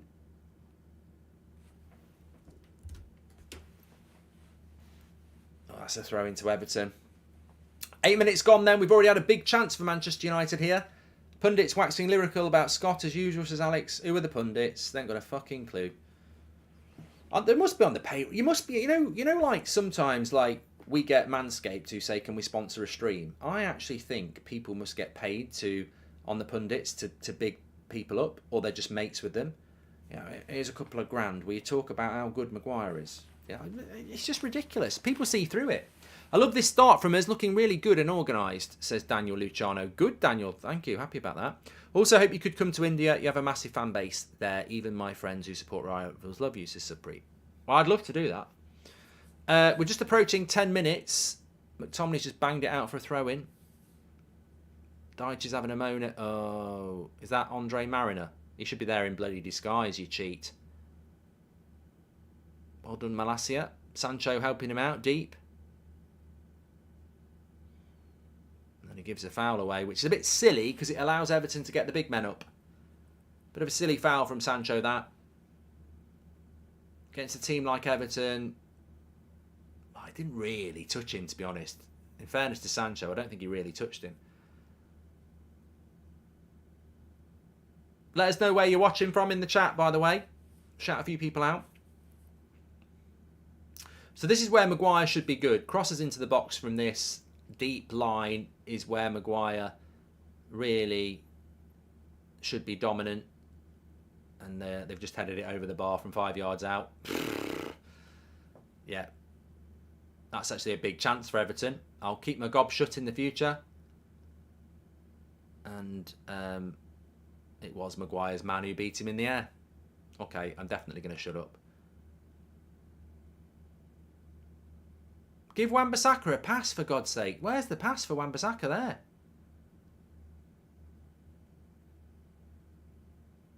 Well done, Sabitzer. Tommy just got floored, but we've got some space. Anthony, have a shot. Play Rashford in. Oh, good play by Iwobi. Good pass by Anthony. That's good defending by Iwobi there. Lovely ball by Anthony. And I think Rashford's a bit pissed off with himself, but I don't think he could have done anything here. Anthony, lovely run by Sancho to take Coleman away. Rashford, he's just... Iwobi's got the run on him. Good defending by Iwobi, but good play by Anthony. And I don't think there's much more Rashford can do there. Good play. Another corner for Manchester United. Let's whip it in the box. Sancho's got the pink boots on, says Ryan. Yeah, we're whipping it in. We're whipping it in. Come on, Bruno. Oh, he's gone for some weird thing again. Oh, no! Oh, no! Wan-Bissaka has just missed an open goal. Anthony's just hit it from the edge of the box. He's hit the post. Wan-Bissaka, you better pray you're offside. He's on! Oh, my God! Wan-Bissaka! What a miss. I thought it was offside. Anthony hits the post. Wan-Bissaka. Ow. Ow. That hurts because it's dreadful. How has he missed that? How has he missed that? On his weak foot, I don't care. You paid money. If you paid money to score, if you paid money to play football, you can't miss that. I don't know. I can't speak. I can't speak. How has he missed that? We should be 1-0 up. We should be 2-0 up. It's still 0-0. Anthony hits this shot from the edge of the box. It doesn't look like it's going to cause Pickford any problems, but I think it's so well hit and placed. So Pickford's diving for it. It hits the post. Pickford's out of play. Wan-Bissaka's there with the whole goal to aim at, and he's missed it. But it's been a good start from United. We've had 2 big chances, which is better than Brentford. So we've just got to keep at it here. But he should have scored that. I think Rashford should have scored his chance, but he's still got to beat the keeper. Wan-Bissaka, I don't think there's many excuses. And have you noticed that we're attacking the Stretford end? We don't normally attack the Stretford end in the first half. That very rarely happens. I've just realised that. It does sometimes happen, but 99% of the time we attack the Stretford end in the second half. So I don't know whether anyone's noticed that. Good play by Anthony. He's having a good half. Here is Wan-Bissaka and another corner. So it's a good start from United, this. Lots of pressure.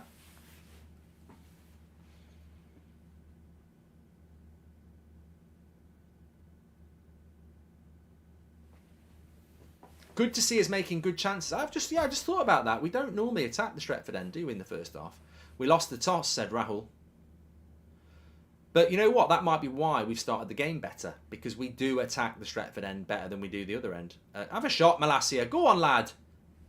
Over the bar. He's got to shoot from there. He's right to shoot from there. Oh, what a miss. It's not missable, really. I mean, I know it is missable because he's missed it. But, yeah, you can't miss those. You can't miss those.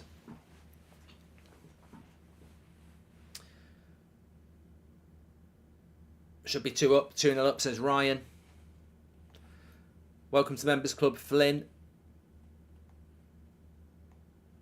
Appreciate that. I mean, Everton haven't had any chances yet, apart from that set piece there. That's why he's called Wan-Bissaka, says Dragon. That's quite a good one, to be fair.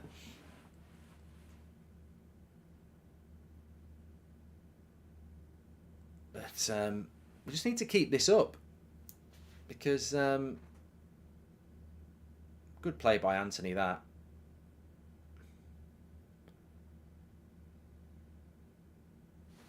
Good tempo by United. Obviously trying to get this job done. Don't want to give Everton any encouragement. Bart's just gifted a membership. Thanks, Bart. Oh, what's Sancho doing now? He's won a free kick, don't worry. Good to see Anthony taking people on and using his right foot, says Sheikh. Yeah, I think Anthony's had a good start to this game.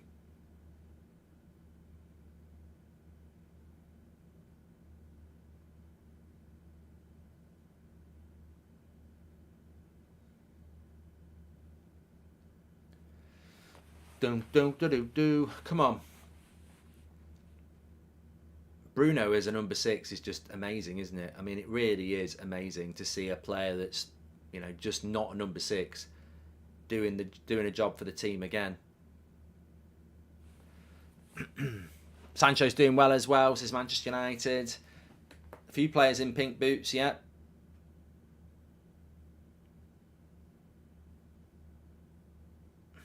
Would you make a move for Ivan Toney in the summer, says John? I think Toney's a decent player. The problem is that ban.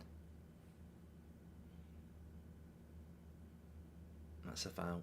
We've got to be careful of giving these fouls up. We've just given a foul up here, and they nearly scored from it, and then we've given a foul up again. If you stay on your feet, it's a 2v1 here. Malacia just needs to It's that's I suppose that's inexperience there. He doesn't need to be putting that tackle in, and it just gives Everton a chance to put a ball in the box that they probably weren't going to do. All the best managers are bold. Pep, Ten Hag, Deitch and Zidane, says Bov.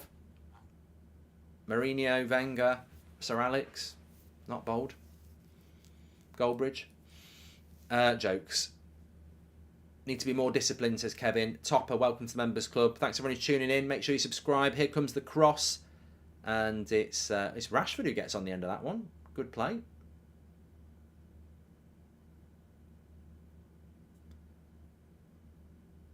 Awaby puts the cross in. Martinez. And now Sancho. Does well. Here's Rashford. Go direct. Go direct. Need a free transfer from PSG, says Flynn. Oh, Rashford's held on to that for too long.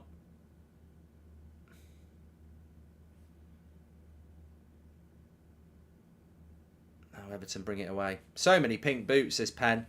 Well, as long as it ain't Phil Jones, we can all sleep easy. If people turn on Wan-Bissaka because of that, I'll lose my head. No, Reekin. Then people aren't going to turn on Wan-Bissaka because of that. Hi, Mark. Heard about the French. Just happy.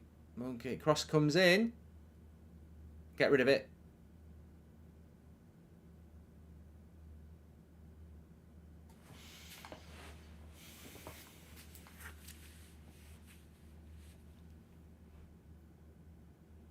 United, well, story of the game so far, 20 minutes gone. United should be at least 1-0 up. It was a good chance for... oh, my God. Where's the defence? Where's the defence there? Where's bloody Maguire there? First time Old Trafford, April the 30th, says Robin. Where's the defence there? Watch this. Martinez gets pulled across because he has to. Where's bloody Maguire? He's marking no one.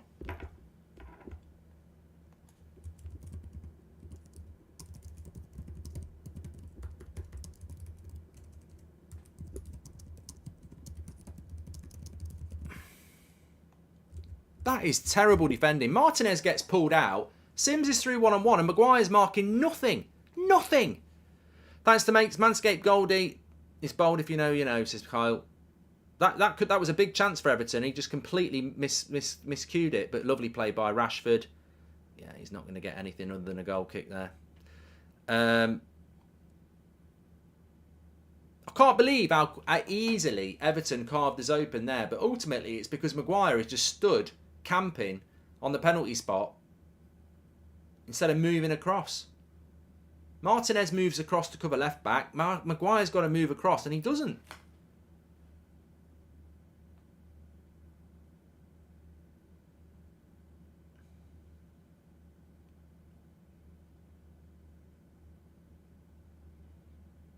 Good play by Martinez. They had a 2v2 there. McTominay keeps handballing it for some reason.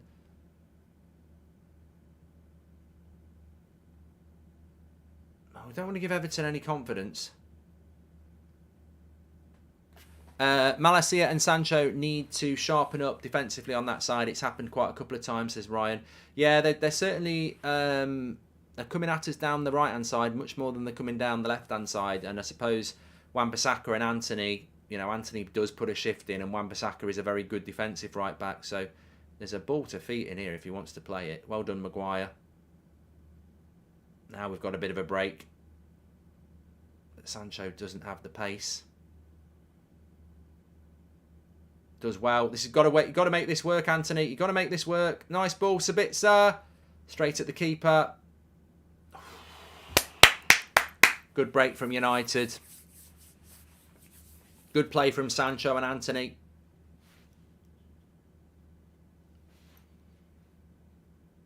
Yeah, that's good play by Anthony, that is. It's good to see Anthony and Sancho just playing the pass.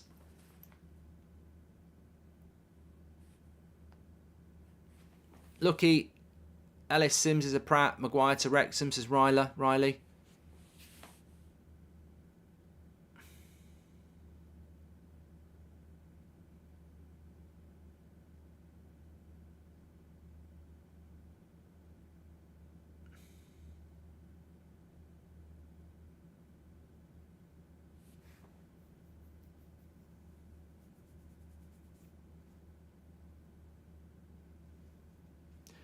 Ollie, thank you very much for the super chat. So, Wan-Bissaka's missed an open goal. Rashford had a one-on-one. Everton sort of had a one-on-one. And it stays 0-0.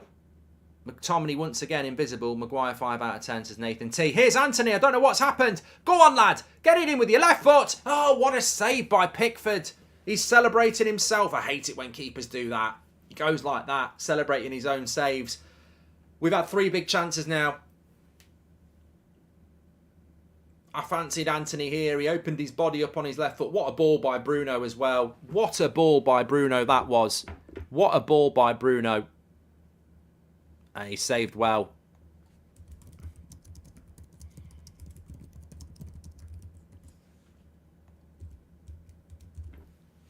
How many chances? Well, I like it. 3 big chances in the first 20 minutes. You know, that was the problem with Brentford. We didn't create the chances.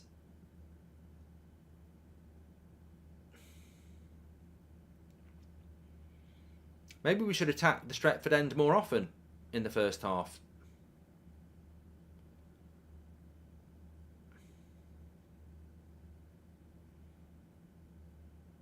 Good break by Everton here. Oh, shit.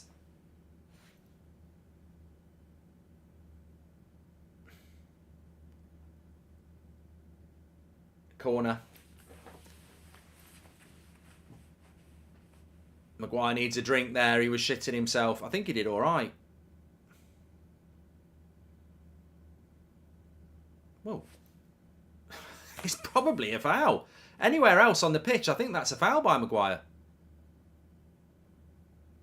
I think that's a foul.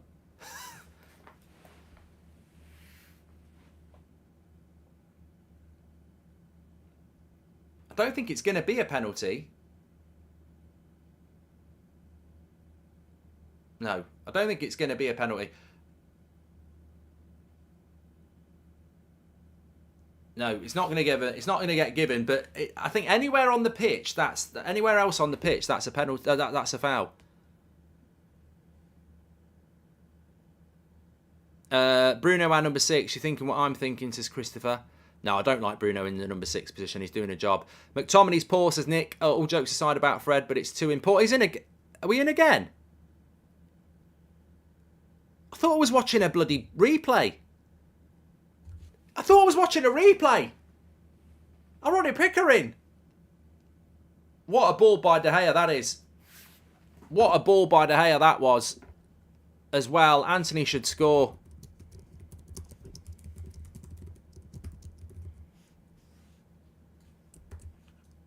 Good defending by Godfrey, but we're getting so many chances here. De Gea's just headed it from his own... Sorry, De Gea's just kicked it from his own half. And we're coming through again here. McTominay, find a pass.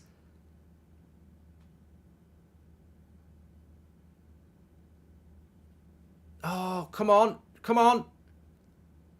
Bruno. Fucking hell. It's a good game, this. There's loads of chances in it. McTominay needs to leave this summer as well, says Michael. Manu, etc. to develop. Alvarez would be a good substitute for Casemiro. What do you think, Mark? Says Michael. Well, I tell you what, at the moment, mate, we've just got to get this first goal. I can't believe how many chances we've had in the first 25 minutes. Just keep it up, lads. Ash G. Do you think it was a penalty? I think it was a foul outside the box. In the box, it might be deemed a little bit soft.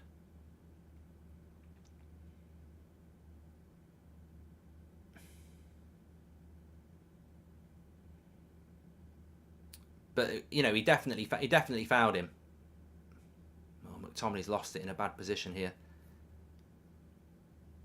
Well done, Bruno, but he's not got it. Can someone clip that up and send it to Beth, says Ryan. Everton are woeful at the back. I don't know what they're doing at the back, United 85. They're playing a back 4, aren't they? And we're exploiting Godfrey a lot. But McTominay's not having a good game. He keeps getting caught on the ball. Bruno's having a bloody brilliant game.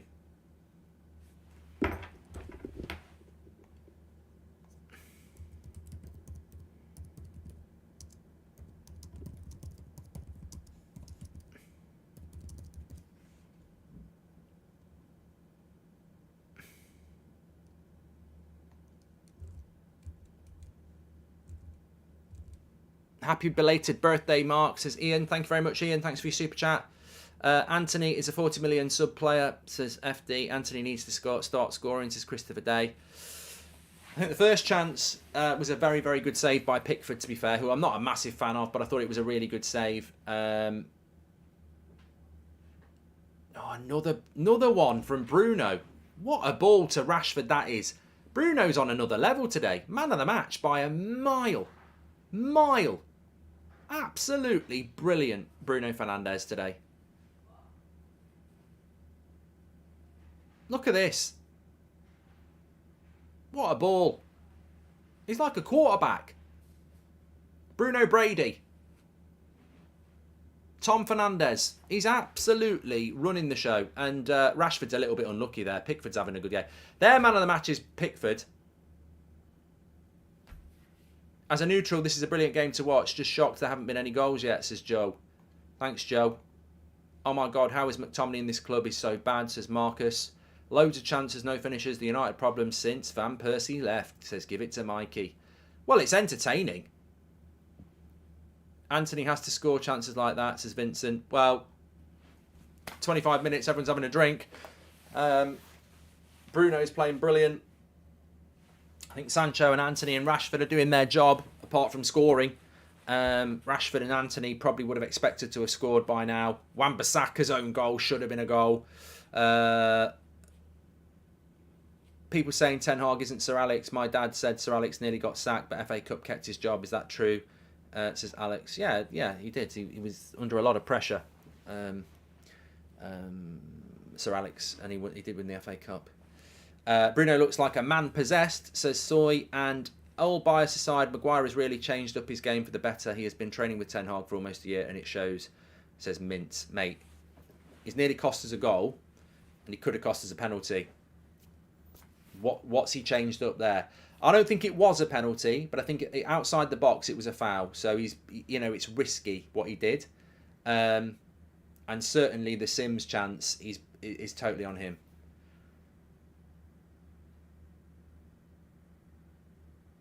But having said that, we should still be 2-0 up here. Some Irish bloke, thanks for your super chat. I really love Ten Hag comments on Casemiro red cards in the embargoed section. Both were not a red card if you know football, he said. Exactly, spot on. I agree with you on that one. Ina. Ricky really wants McTominay and Weghorst over Bruno and Rashford. He does, Tom. Apparently he does. Thanks for your super chat there. What a half an hour it's been. Bruno's just running the game here like a NFL quarterback. He's just picking out the passes. Get him on the ball. Get him on the ball. He'll ping the pass.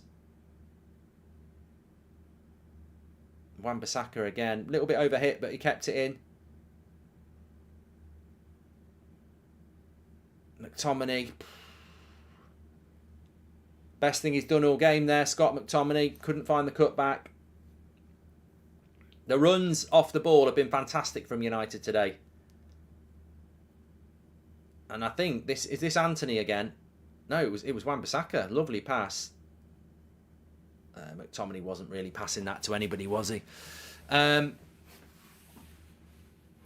whip the corner in here, Ricky. Let's whip the corner in, because I tell you what, this could be Harry Maguire's day. Oh, not with crosses like that. Anthony, come on.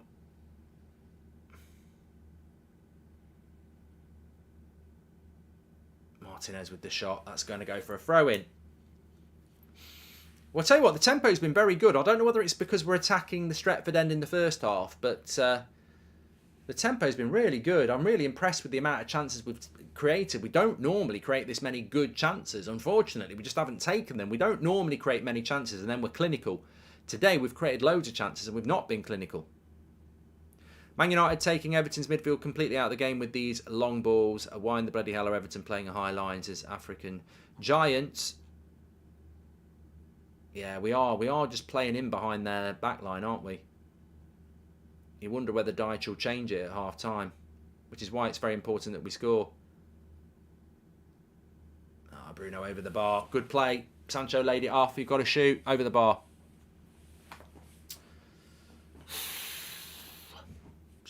getting a bit anxious about the goal, but we've only had half an hour, so we've still got plenty of time. Good options on the bench as well.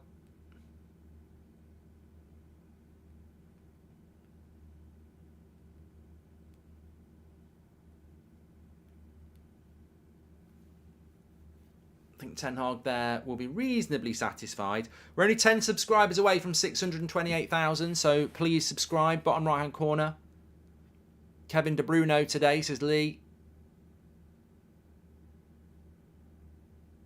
Yeah, I'd like to see Sabitzer get in the game a bit.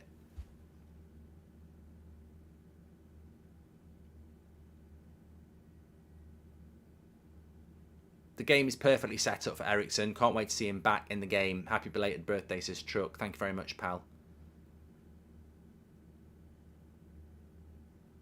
I think it's going to be very difficult for anyone else to get man of the match today other than Bruno Fernandes, because even after half an hour, I just think he's absolutely ran this game.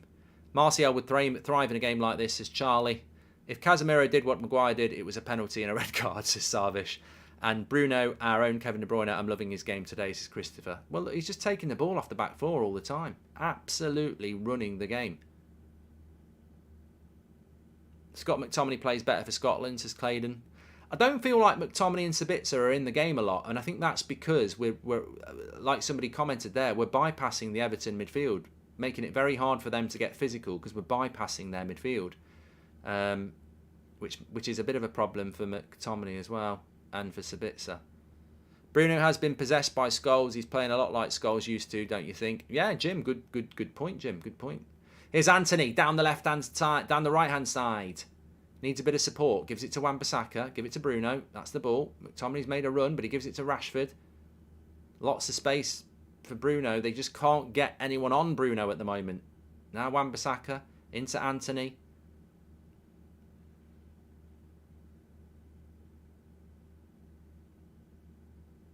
Maguire won't like that because Bruno's pointing at him, telling him where to pass. That's my job, Bruno. I do the pointing. Here's Malacia.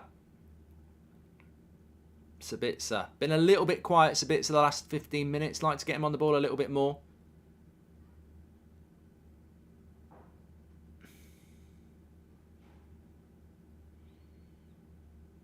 Oh, and there he is on the ball. Lovely ball by Wan-Bissaka, and Sabitzer just with a half a chance volley. Intelligent little run. Nicely played by Wan-Bissaka. It's not an easy pass, and it's a very tough technique for Sabitzer. Normally the game gets much quicker, but we have had so many chances it feels so much longer. Is that just me, says Patrick? Well, I think I'm quite happy with how the game is going, because you know it's just us having lots and lots of possession, isn't it? Macrina says it's obvious who the real captain is. Yeah, well, we know that, don't we? I think the players know that as well. What do you think of Sancho so far, says Thomas? I think when we've got him on the ball, he's been good. What comes first, the title or 2 million subs, says Matt? Well, hopefully a title. You know, we might never hit 2 million subs. Whereas I want to see us win a title again. Rashford to Wan-Bissaka. Good progression. McTominay. Into Rashford. Still got it. Still got it. McTominay. Rashford. Into Sancho.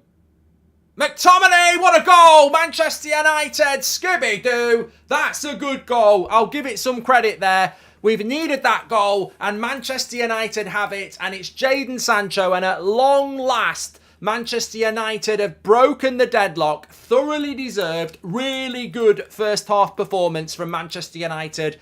Domination, chance after chance after chance, and it's there, and it's Scott McTominay who, to be fair, we know he can do that. He has that ability to break from the midfield and take a chance, but it all comes down to the work of Jadon Sancho. If you watch this back, Rashford battles. It comes into Sancho, and at that point, McTominay makes the run. It's a very good ball by Jadon Sancho, and it's a very good finish by Scott McTominay. And at last, Manchester United are 1-0 in. 1-0 up. Get in.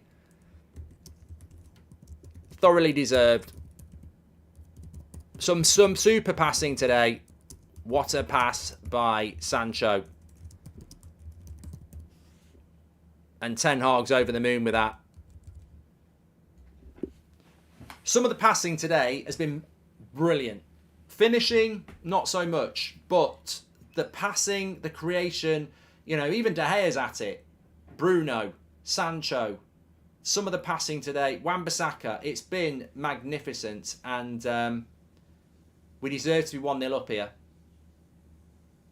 Now we've just got to focus on getting the second goal, because I don't know that a clean sheet is inevitable. I'm eating my words about McTominay, says Clay. Mate, he's not had a good game. He's not had a good game. He's broken forward and he's done what he can do. But in the context of the game, he hasn't been that good. But that's what he can do. We all say that. You know, McTominay breaking forwards, that's probably the best thing he can do. But in the context of the wider game, he ain't been that good.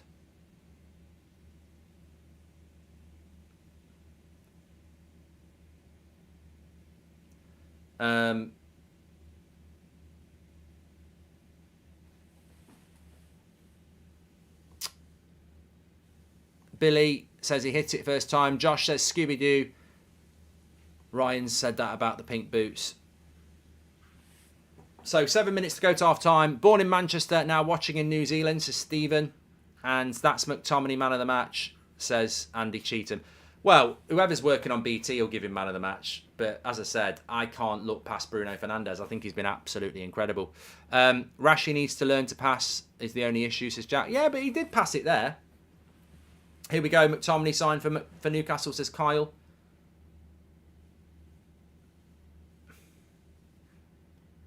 We just need to settle down here, because the last thing we want to do is... what a ball by Bruno that is. Michael Keane is... Tarkovsky's there.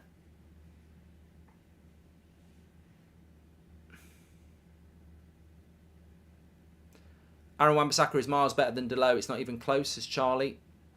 United playing so high with Maguire. It's great, says Red Army. Yeah, Red Army's an idiot, by the way, if you don't know. He's basically Maguire's brother or something. Like, just... I have...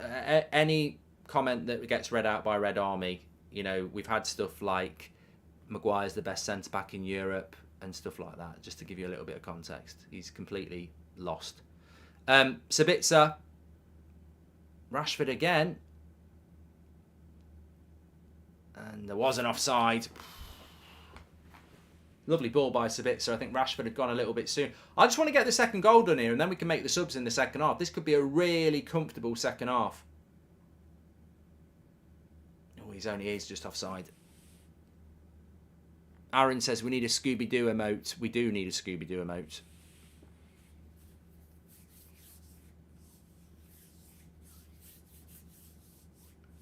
Well, Pickford's been their man of the match. I'd sub Rashford for Martial. I would love to see him with Sancho and Anthony, says Jack Brown. And near post glitch for McTominay. I've played the game, says Jim Hooligan. And we have Casemiro and Eriksen to come back into this squad as well, says Tom. You can see why Everton are getting in a relegation battle. They've got good players, but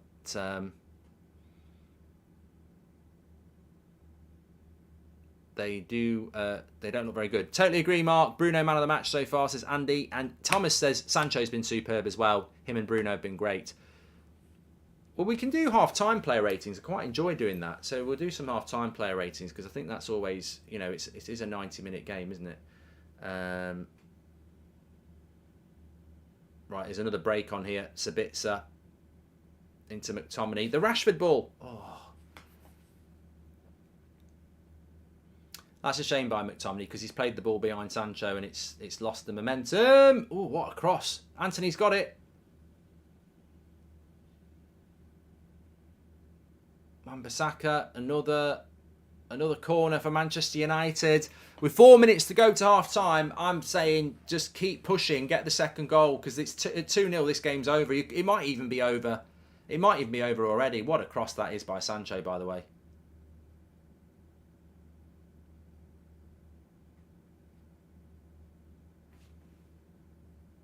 Look, if McTominay scored, I'm sensing a Maguire goal. Anthony has been immense. His work rate, defensive cover, attacking position's been next level. Reminds me of a raw Valencia with a higher ceiling. Says Jonathan. Play McTominay up front, gets in good positions in the box and has a good strike on him. His awareness in midfield is very poor. His best Goldbridge moment. Yeah, I think we all know that McTominay can score a goal. I think we all know that. Hold on a minute, Sabitzer. Everton will clear it.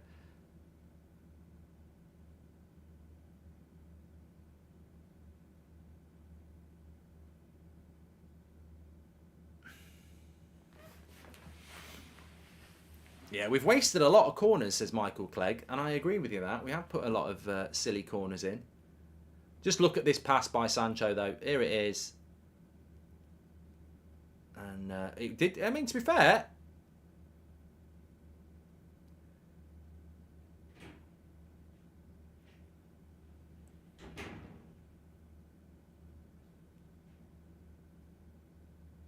Pickford probably has made better saves than that went in. Front post glitch. It happens to them all. Ben Foster got done on the front post yesterday against Halifax. Bruno with world class again, says Ellie.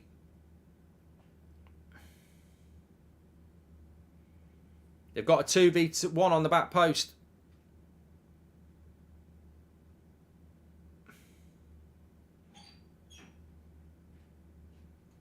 Good defending by Malacia. Oh.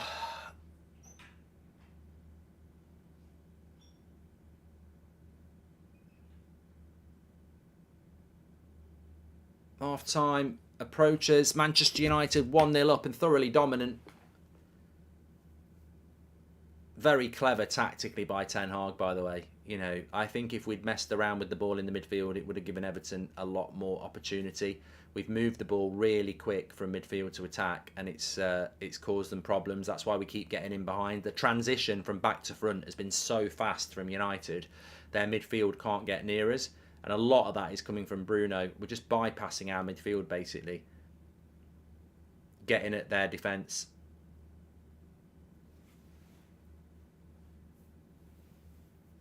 I mean, really, it should be 2-0.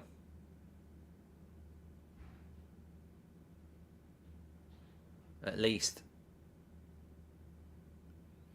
I feel like we've made Everton look like they're playing with 10 men as well.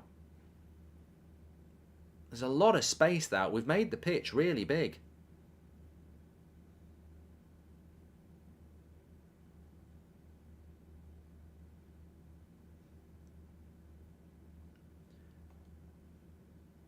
What is Deitch thinking right now? Give us your Sean Deitch best impressions, says Tavis. I'll do it at half time, mate. Eric Moore, welcome to the Members Club. Oh, hold on a minute. Everton on the attack. Nice ball out wide. There's nobody really in the box for them. Second ball, Sancho's there. I like the way that we've picked up a lot of second balls. You know, the positioning of the players has been really good. So a good ball by Malacia again. Go on, Anthony. Go on, Anthony. Have a go at him. Have a go at him. Go on. Oh. Gets the shot off, and it's another save by Pickford, and it's another corner. I think Anthony's been brilliant.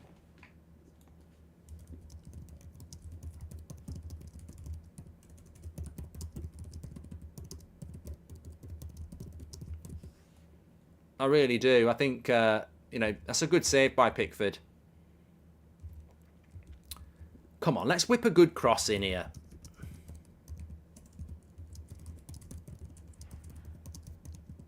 Got to be worth it. Now we've gone short again. And Anthony puts it over the bar. No, it's Martinez.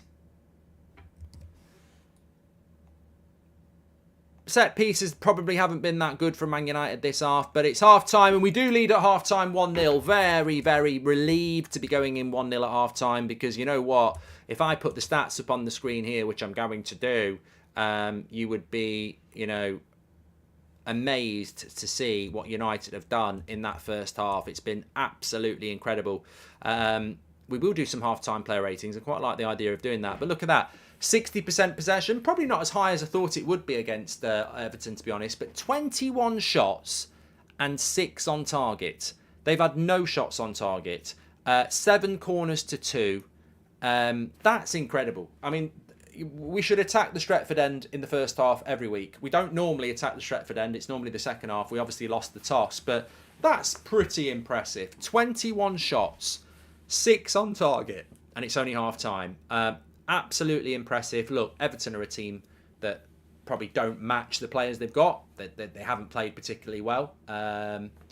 But you know what? The chances we've created, you compare it to Brentford the other night. We had a lot of shots against Brentford, but they weren't good chances. You know, Rashford's chance was good. We scored it. I can't really remember a chance like that. I look at that half, they're stacking up. You know, Anthony's had 2 really good chances. I think Rashford's had 2 really good chances. Wan-Bissaka open goal. So I think we've had, other than the McTominay goal, which was well taken and another good chance carved open, I think we've had 2 or 3. You know, I think Anthony, brilliant save by Pickford, but probably should have scored. Rashford, one-on-one, hit it straight at Pickford, should have scored. And Wan-Bissaka should have scored. So really, it wouldn't be wrong to say it should be 3-0. It should be 3-0. It could be 5-0. It is 1-0. So that's the quality of the chance creation. And that's what's impressed me, is that we've had the chances to be 3 or 4-0 up. And, you know, nobody can complain about that. We you know, and I think that impresses me the most. Obviously, the finishing should have been better. And it was Anthony's shot that hit the post that created the chance for Wan-Bissaka. It wasn't fortuitous. It came from a bloody good shot. So I think that, yeah, the finishing should have been better. But this is not normal for us to create that many good chances. And I think that's a massive step forward for the team. And credit to the team. The movement's been brilliant. I think Sabitza's made some good runs. You know, to be fair, McTominay, as an attacking midfielder, has made some good runs. Bruno has been on a different planet. You know, his passing range is unbelievable. And then Sancho and Anthony have passed really well as well. Wan-Bissaka's supplemented him, that right-hand side with Anthony. And then, you know, Rashford's Rashford. So I think that the way that we've exploited Everton, and Andy Bell makes a great point. He says, Everton's press has been like United under Ollie, sporadic at best. I mean, Everton have been architects of their own problem. I think they do need to change it at half-time. I'm surprised how many times we've got in behind them. But the movement between the thirds has been excellent. It's up. Is it or Everton crap? I think we've had, you know, Patrick, it's hard to say because Everton are not a very good team this year. But I do want to give credit to United because it's been really good to watch. I think what we've done really well, and I don't know whether it's massively down to us or Everton, but there's so much space. You think about Brentford, there was no space in that game. They were very compact. Old Trafford's like a bloody golf course today. There's so much space. Bruno's getting loads of space, and then he's seeing lots of space, and he's pinging 40-yard balls. David De Gea played Anthony in. The Everton defence is so slow, and they're leaving so much space between themselves and Pickford that we're just knocking a ball in behind, which Bruno can do any day of the week. So, and there's a lot of space in the midfield as well. Everton have made reminds me of Man United against Leicester when they beat us that time last season, where there seems to be such a massive space between the Everton defence and the attack, and we're just finding so much space in and around really, really well. Sabitzer, Sancho, great. Aaron Wan-Bissaka, Anthony, great together. Rashford, decent. Bruno storming. This could and should be a massacre, says Andy. Welcome to the Members Club, Andy. Well, Andy's just gifted a member. Watching from New Zealand. I'm going to Scotland next Christmas and going to catch the train down to go to Old Trafford for the first time, and I can't wait, says the Gaming Panda. Great, mate. Can't fault them. Malacia, the only one who looks a bit off, but really happy with that, says Sean. Yeah, I think, look, you know, Man United should be 4-0 up, let's be honest. And I'm going to do my half-time player ratings now. But, yeah, Everton are not attacking down the left-hand side. They're trying to come down the right-hand side. Maybe it's because Anthony and Wan-Bissaka are very good defensively. They don't think they're going to get any joy down McNeil's side. But they're definitely trying to do it down the Damari Gray side, and you know, Malacia is not Luke Shaw, but I still think he's been tenacious, and he's like a terrier, isn't he, Malacia? And I think he's done quite well. Dyche has to force the game into the midfield. What in the horse's arse is he trying to do? Never seen so many long balls fall at the feet of Anthony. They're very lucky, Everton. If I was an Everton fan, I would say you're very lucky it's only 1-0 and you're potentially still in the game, because really, the chances we've had, that game should be over. Sancho won't get the applause in addition to his passing. He's worked hard. I think he will, Anthony. I think he will. I think there's a lot of people who've been appreciative of Sancho. I think he's had a good game. I think Anthony's missed a couple of chances, but I still think he's had a good game. Bruno, man of the match, says John, but he has a part in their first chance. He didn't cover the right midfield, but it's expected since he's playing DM, says John. And Sal McTominay after this game, his stock will never be higher, says Brian. I actually love seeing Bruno playing deeper. His defensive work rate is great, and those long balls have been effective, says Drayson. And this play still would have been impossible with Weghorst at striker. Alec, I think you've just probably made the comment of the day. You can't play like that with Weghorst. You can't. And this is why you can't pick Weghorst. We've been picking Weghorst when Martial's been injured. Martial's still not fit, and we're not picking him anymore because we wouldn't be able to do that with Weghorst. You're absolutely spot on. Player ratings at half-time. Bruno's passing has been out of this world, says Keenan. I'd probably give De Gea a 6, maybe a 6.5. Distribution's been very good from De Gea. He's not had to make any saves, though, so, he's not. You can't really say he's having a great game because he's just doing his job. I'm starting to think Wan-Bissaka better technically this season than Dalot. Some of his passes today, Dalot doesn't make those. Ten Hag is a coach, says Justice. Yeah, I think Wan-Bissaka's got to be a 7. I mean, I know he should have scored. It's a ridiculous miss, but he still had a good half. I'd give Wan-Bissaka a 7. People worry about the low contributions from Anthony and Sancho, but their tracking back has been vital. We've needed this for years, says Luke. Maguire, I'd probably give him a 5.5. He was at fault for the chance that Everton have because he didn't cover for Martinez, and I thought he was stupid. I don't think it was a penalty, but outside the box it was a foul, and inside the box, you don't get those penalties given, but he was a bit stupid, so I'd give him a 5.5. Martinez, probably 6.5. Not really been asked to do much, but what he has done, he's done well. Malacia, I'd probably give him a 6.5 as well. I think he's been, decent. Into the midfield, Bruno Fernandes is 8, even though he's playing as a 6. He's definitely an 8 out of 10. McTominay, I'd give him a 7 just for the goal. Other than that, I don't think he's done a lot, but he's broken the deadlock, and that's massive for us. He's actually finished where others haven't. Sabitzer, probably 6.5. I think he's had a good half. Anthony and Sancho, I'd give them both a 7. I think they've been really important defensively, but also offensively. And Rashford, probably 6.5. Should have scored a couple of goals, but his movement's been really good. And I think that's about fair. I mean, I think the only player that I wouldn't give a high mark to is Maguire, because I think, the two shaky moments have been because of him. But apart from that, very impressed with the team. We've created so many chances. It's been really good. I'm just going to shout out OneFootball as well. Download it for free. Links in the video description or through the QR code.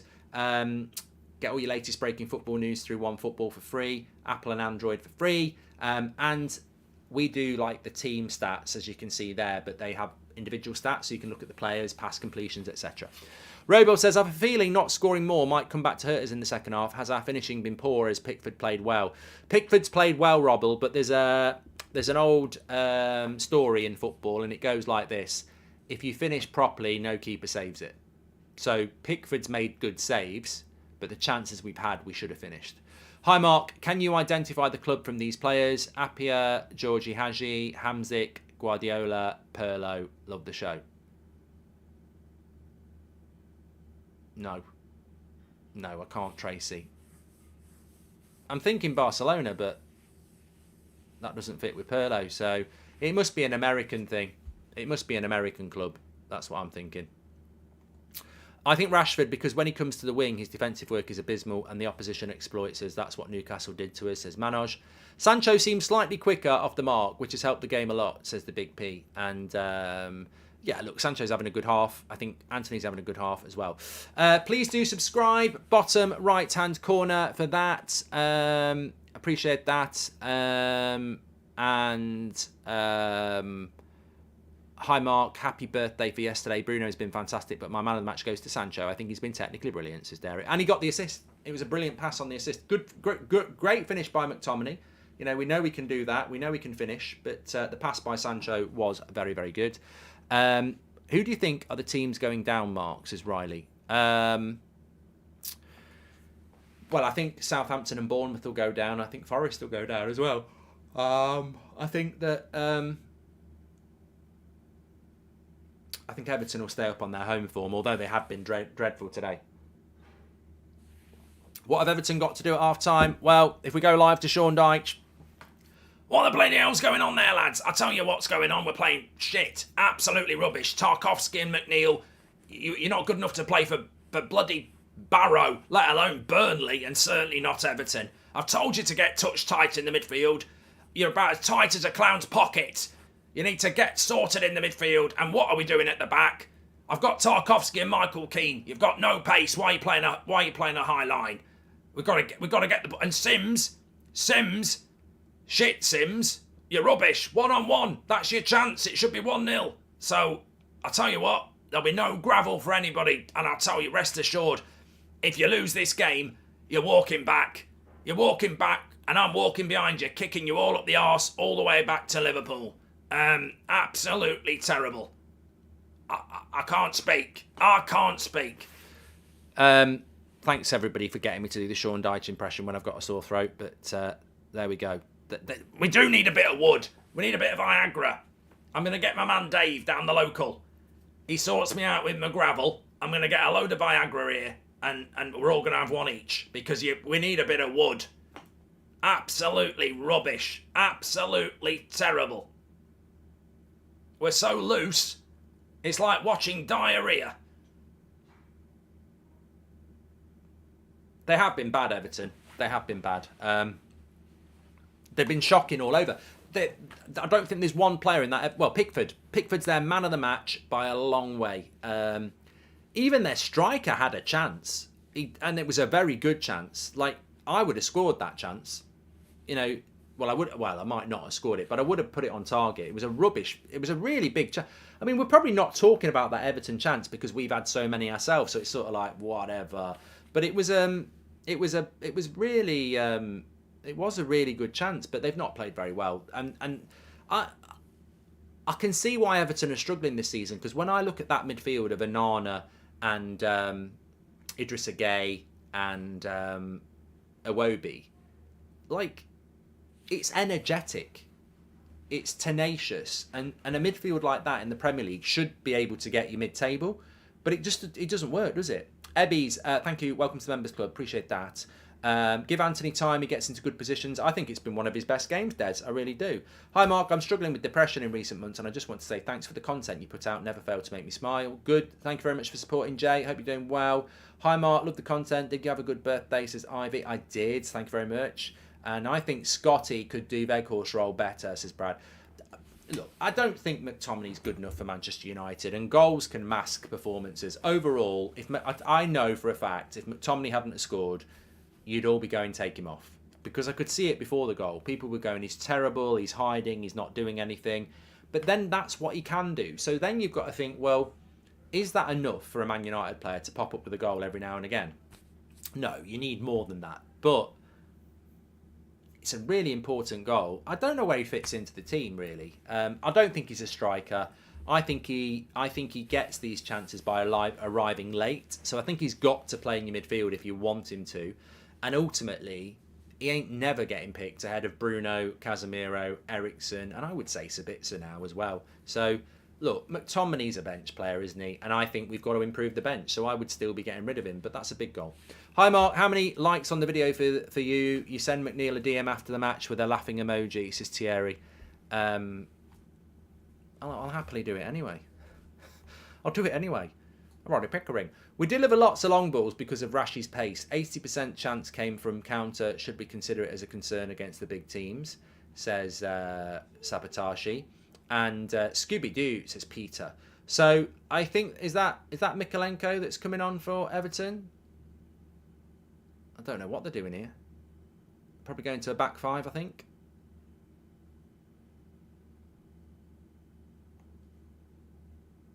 Yeah. He's a left wing back, isn't he? Harry King, thank you. Welcome to Members Club.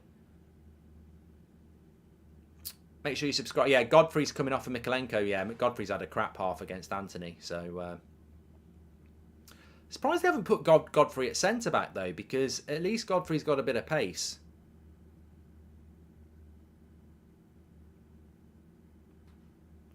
What we need to do in the second half is get the second goal we should have had in the first half, and then we can make the subs, because there's no way Everton are scoring 2. So get the second goal, make the subs, simple as that.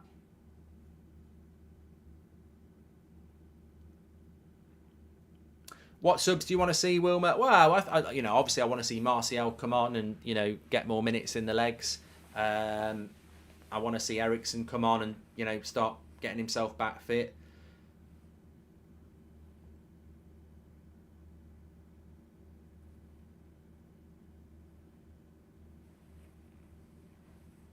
I mean, I'd like to see Palestri come on if we're winning comfortably. DB, thank you very much for your super chat there.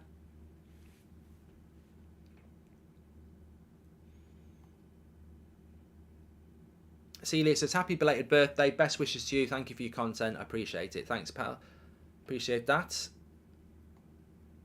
Ebby says, welcome to the Members Club. And Harry King as well. Thanks, everyone. Your opinion about McTominay is so biased, sustained. No, you know what that is, mate? That's just you don't agree with it, which is absolutely fine. But don't tell me my opinion's biased, because it's not. I actually gave him 6.5. I gave him 7. What are you even talking about? Grow up. I've just given him 7 out of 10 in the first half. What's biased about that? I don't think he's good enough for Manchester United, but I've given him 7 out of 10 and said it was a good goal. Jog on. Grow up, you absolute child. Just, people have different opinions to you. Welcome to the world. Idiot. Just giving him 7 out of 10 and I'm biased. Or maybe, actually just thinks he's shit. Maybe I should have given him 5. I don't know.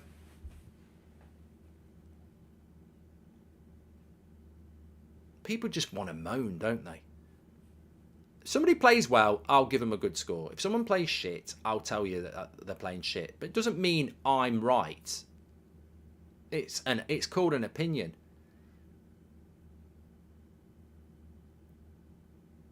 Oh, nearly a great ball. Mark, do you think you'd beat Harry Maguire in 100-metre sprints, says Roy? I think even Maguire's probably quicker than me these days with my back. But, I mean, I probably haven't sprinted in about 3 months. Last time I sprinted when I was trying to catch the train.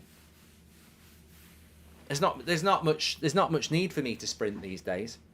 Anyway, United have started off the second half like they started the first half. Little passes, good start. Ball stayed in here. I was given a foul.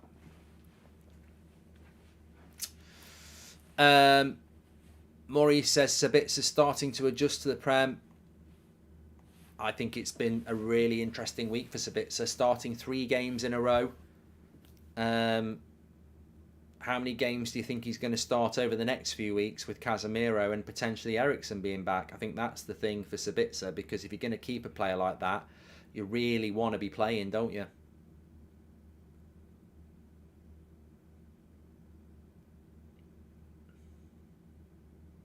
Here's Rashford. It's just really dominant from Manchester United. Happy belated birthday, Mark. Thanks for all the content. Best memory of you is when you sang "When the Going Gets Tough, Ollie Gets Rough." Great game, says K-Flow. And Biscuit Back Bridge, says Charlie. Yeah, you're not wrong. When the going gets tough, Ollie gets rough, I can't even remember what the context of that was. I was obviously taking the piss.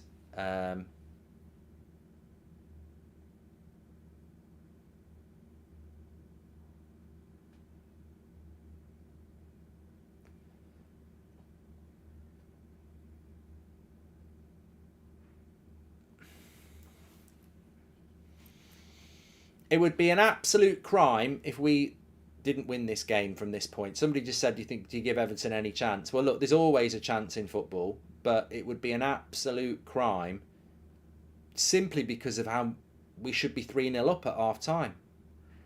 You know, and Everton ain't going to score 3 goals again this season, so in one game.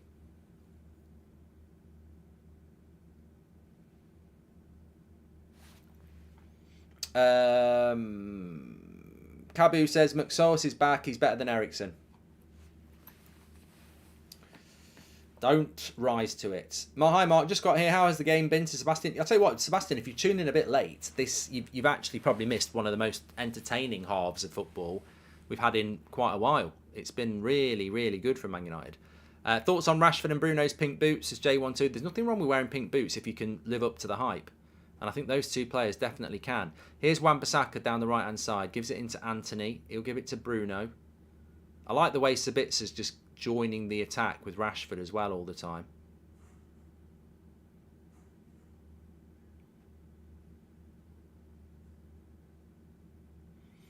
Wide as well there. Is there a better centre-back in the world than Varane? Says Axel. Well, I'd like to have the conversation on who is better. Would you replace Wan-Bissaka now over Delo to start? Says Harry King. And hello from Wisconsin. How do you rate Jimenez from Feyenoord? I also think United need another Chicharito. Well, we do need two strikers. Lovely play by Martinez there.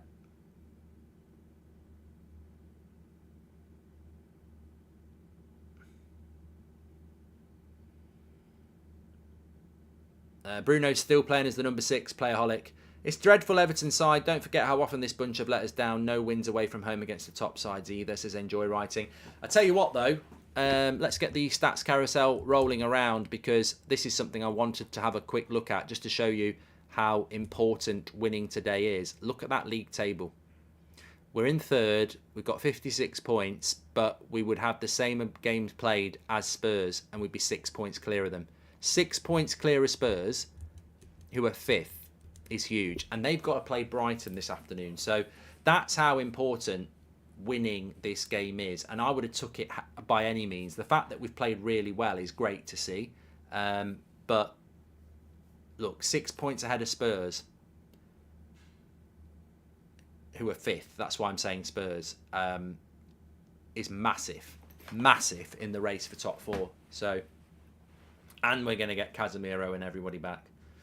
Nice ball by McTominay to Malacia here. Sorry, to Sancho. Here is Malacia.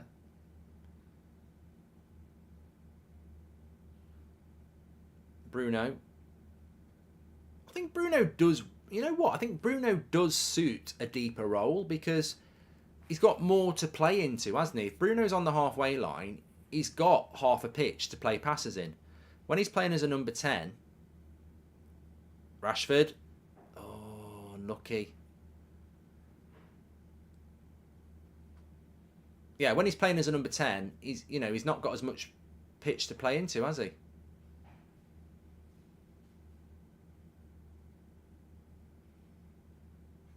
Oh, come on. Everton are shite. Come on.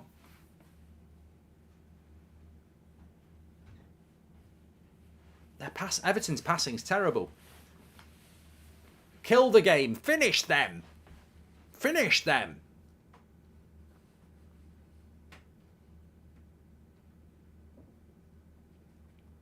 Just need to get this second goal. I mean, I don't want to.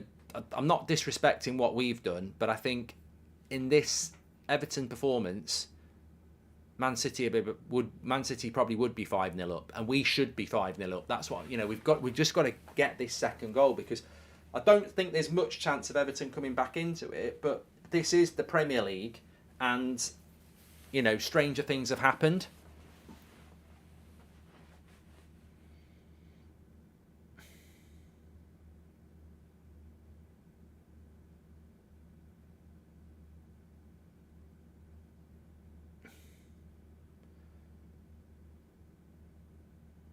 Mark, now you're thinking what I'm thinking about Bruno, says Christopher Day.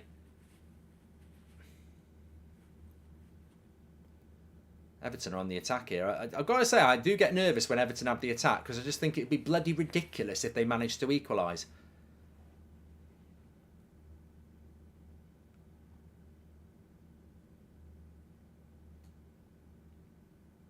I'm not doing any watch-alongs at 3 o'clock, no, Dylan, not today. I'm doing Liverpool-Arsenal tomorrow at 4. I'll tell you, I'm on TalkSport though.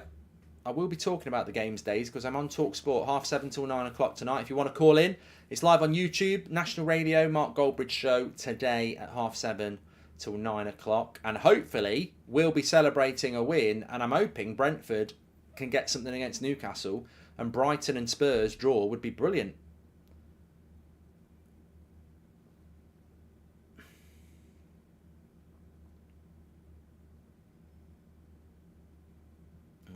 Martinez has gone down here. We don't want that. Oh, I think he trod on his foot. Sims trod on his foot. Yeah. He looks all right. He's all right. He's up. He's up.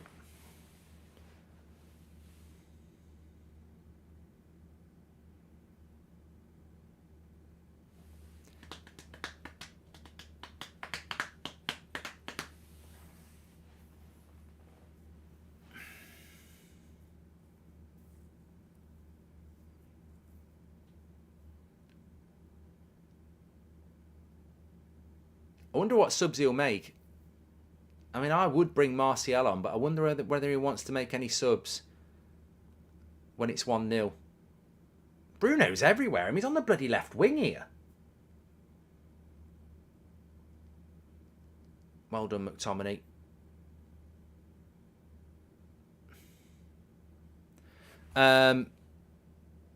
Shall we keep Tellez next season for cover as Shaw could also play centre-back? No. Safer. I do not want to keep Tellez. I don't think Tellez has proved himself at the club. I would sell Tellez. Sellez. Bruno in a deeper role means he doesn't have to chase the game and he can dictate play easily, especially with his talent, plus the work rate is there, says Egan. Casemiro 6, Bruno 8 and Eriksen 10, says Golden Pocket. Well, I think Bruno next to Casemiro would be very interesting. Oh, what? We've been pulled out here. Oh, it's a crap pass by Iwobi. Thank God Everton's midfield can't pass. Here's Malacia coming forward. This by far Anthony's best performance for United, says Mark. It's funny, isn't it? Because I think Sancho's played really well. Anthony's played well. Sabitz has played well. McTominay's got a goal. Bruno's been brilliant. And it's Rashford that's really struggling today. I'd probably take him off and put Martial on. This is by far Anthony's best performance. Tracking back, making runs, says Mark. Well, I think Garner's going to come on here. Now, this is... I bet he's nervous about that. Tom Davies coming on as well. You can't blame Deitch for doing this because his midfield has been terrible.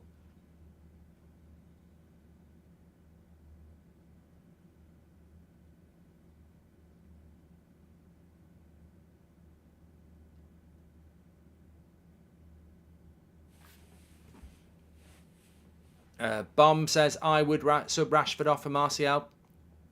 Rory C. Mark, any chance we sign Haaland in the summer? I think he would be a good option. Cheers, Mark. From all of us that can't afford to watch live, rather your commentary than the radio. It's always like watching with a mate, says Toby. Thank you're enjoying it. Thanks, Toby.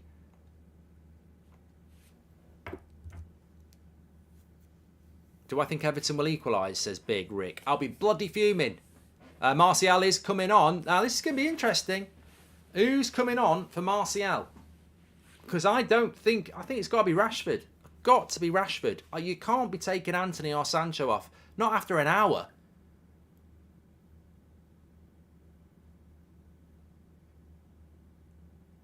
I'd be very disappointed to see Sancho or Anthony go off because I think they've played really well. But I'd be surprised if he took Rashford off with half an hour to go.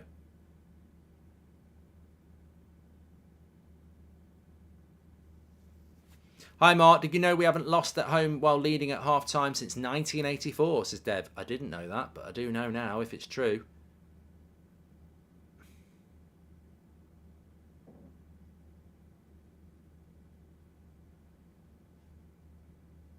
Davies and Garner coming on for Everton. Idrissa Gueye and I would imagine Anana coming off. Liam says, collar up, Tony has 99 finishing. 99 feeling, sorry. So, who's Martial coming on for?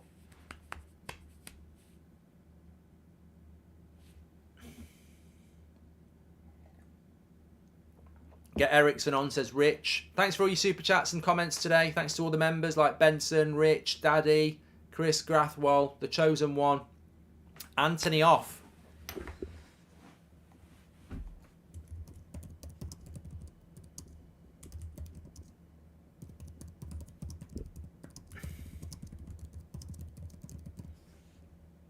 Anthony off for Martial.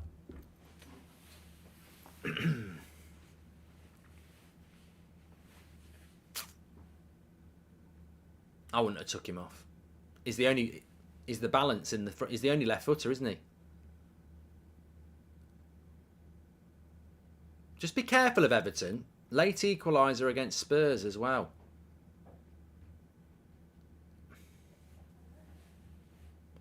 Thoughts on Burnley getting promoted? Bloody Burnley.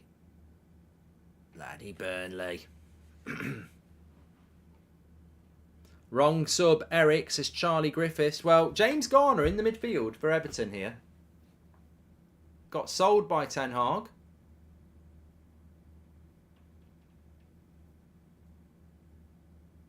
United just need to be a little bit careful because 1-0 isn't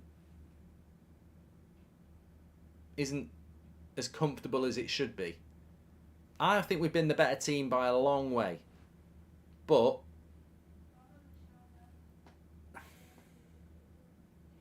it only takes a moment, doesn't it? I really would feel a lot happier if we could just get the second goal. Stocky says it was definitely the wrong sub. Yeah, I don't agree with it. I don't agree with it because Anthony gives you something different. Martial, Rashford and Sancho, they're all right-footed. And Anthony's the hardest working one as well. So, but maybe he just wants to be a little bit more offensive. Good tackle by Wan-Bissaka. Wan-Bissaka's had a good game, hasn't he? I know he missed an open goal, but that was never going to get hold against him.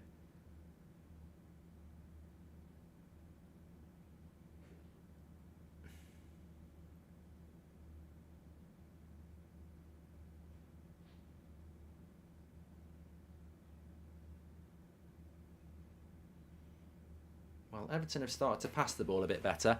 For those that say Eric Ten Hag does not have favouritism, Rashford has been that for him. Hasn't been performing well, says Taco. I think Rashford stays in the game because he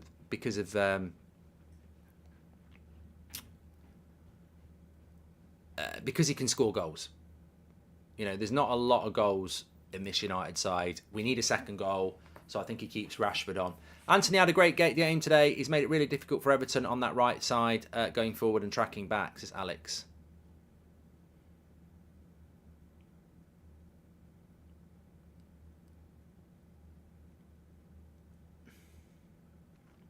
It'd be interesting if we get Eriksen, because Eriksen's the sort of player you bring on.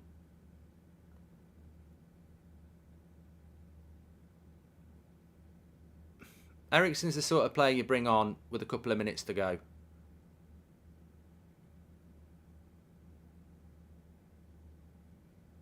McTominay's getting involved in something here. It didn't look like much. Sloppy passing, creeping in, says MOT.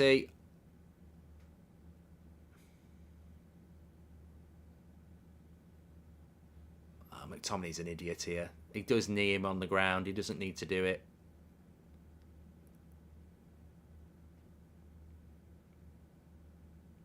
Just a bit silly. It won't be a red card. I don't think he'll even get a yellow, but it was silly. Casemiro gets a red for that. Yeah, probably.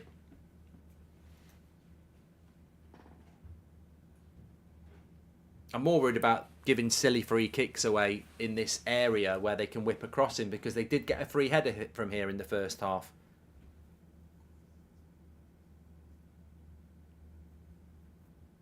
McTominay heads it away well.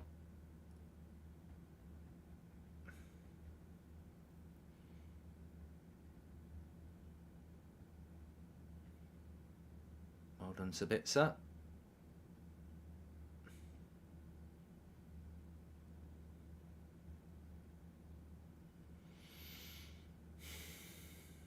I don't want this game to turn into defence.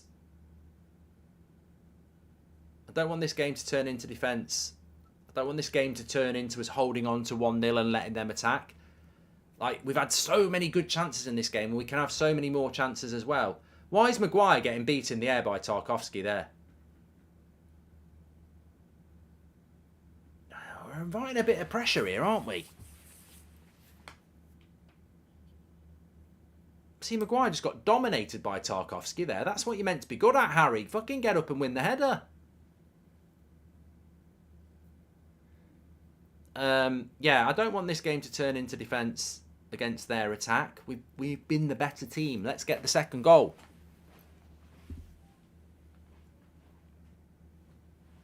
And I just hope that you can forgive us.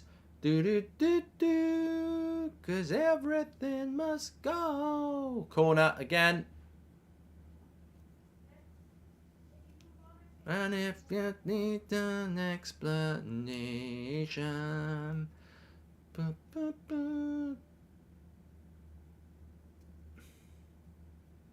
Somebody just said the commentary is really biased against Bruno. Red card if that was Casemiro, says Ethan. I think McTominay was lucky not to get a yellow. It was just silly. But United just need to switch on a little bit here.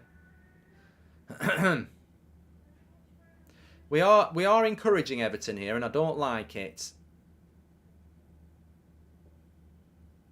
Right, there's a ball here, Rashford, into Bruno. He's going to make the run again.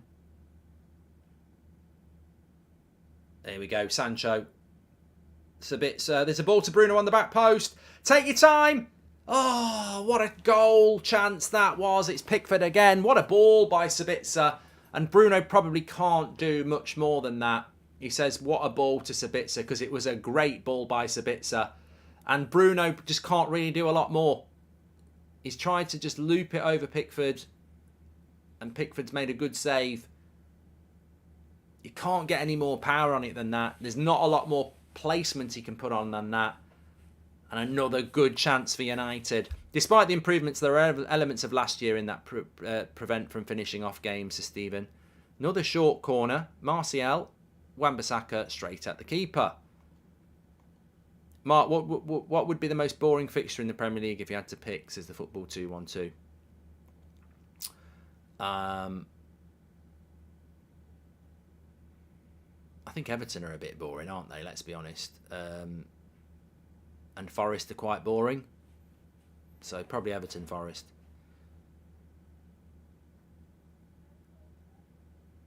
Ooh, McNeil did get caught in the face there by Rashford. That'd be a red for Casemiro on a VAR. Spurs are boring as well. Spurs, West Ham, yeah, you can't knock them, man. Can't knock them, man. Marpey's won it at the end. Well, he won't be winning it at the end today, but he's going to come on for Everton here with 23 minutes to go.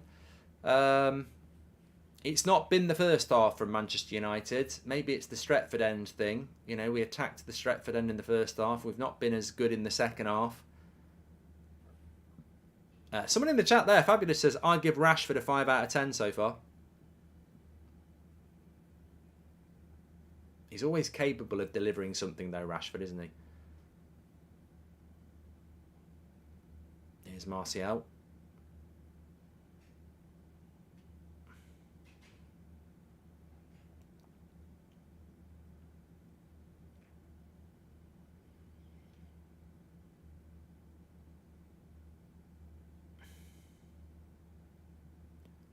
Look at Maguire just pointing 50 yards away. He's like this.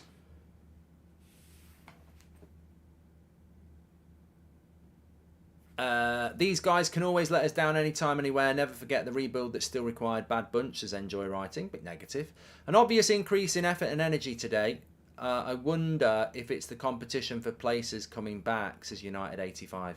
Could be. Rashford just had a shot from about 30 yards here. I wasn't really looking. That's Rashford, really. He's a bit greedy there, but he's always going to shoot. Casemiro's been lucky not to get a red for this game, says Soy. So Sims comes off, he was shit, and Morpay comes on. Name your podcast. That'd be a red for Casemiro, says the Genius Knows. And revamp Old Trafford's win both Stretford ends, says Brian. Yeah, we want to attack the Stretford end both halves.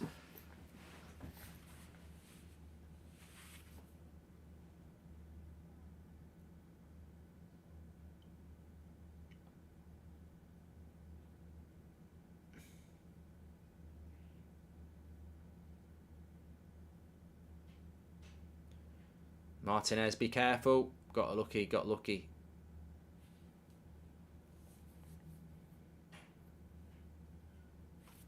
Primo, thank you. Welcome to the Members Club. Should have kept Anthony on, says Arshak. We have lost something since Anthony came off.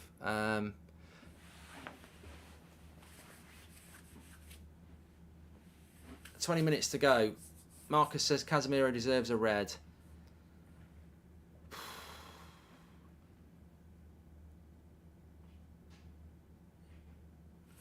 People playing well today because their true captain is back, says Valent. Here we go! Tony! Get in! 2-0! Manchester United finish the game. We'll have that. Get in. And that will do. That will do. Thank you very much. Happy birthday. Lovely stuff. And Tony T, the Tiger, is back. And that will do. Sean Dyche rubs his head. It's not been as good in the first half from Manchester United, but we have always looked the more likely team to score, and comfortable for Manchester United now. 2-0. Tony's back. Bit of confidence. Got to be honest, I didn't really see how it happened. Martinez, long ball. Yeah, it's that high line from Everton again. Suicidal. Absolutely suicidal. Rashford into Martial. 2-0.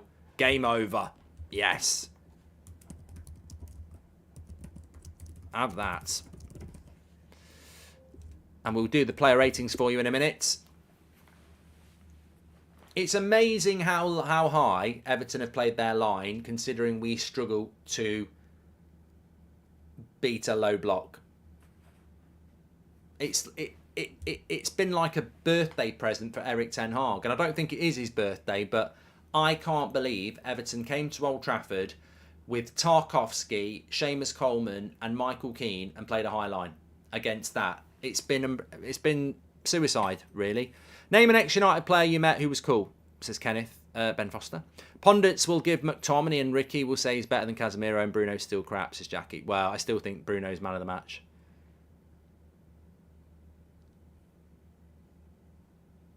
Good to see Anthony Martial scoring, though. I know it's a tap-in, but it's confidence, it's more minutes, it's a goal, it's movement.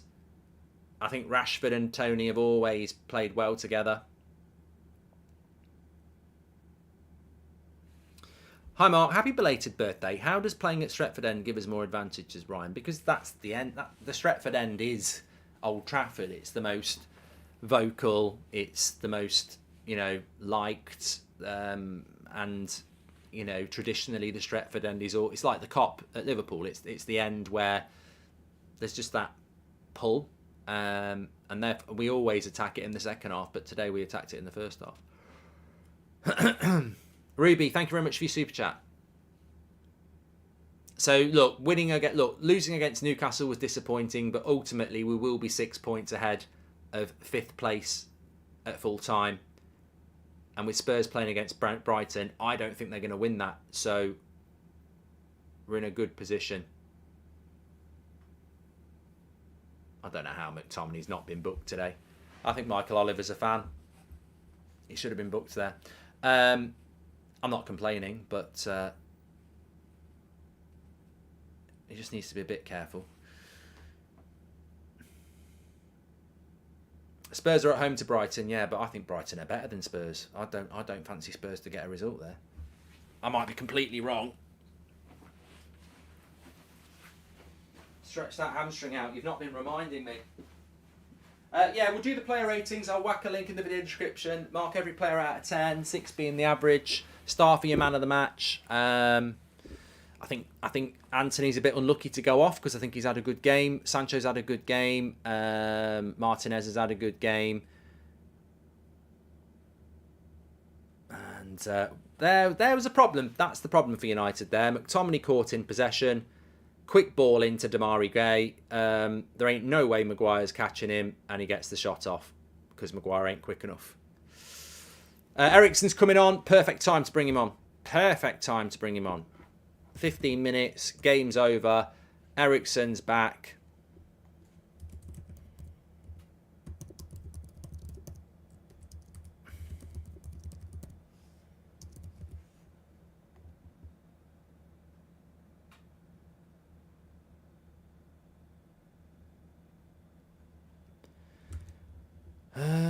can see.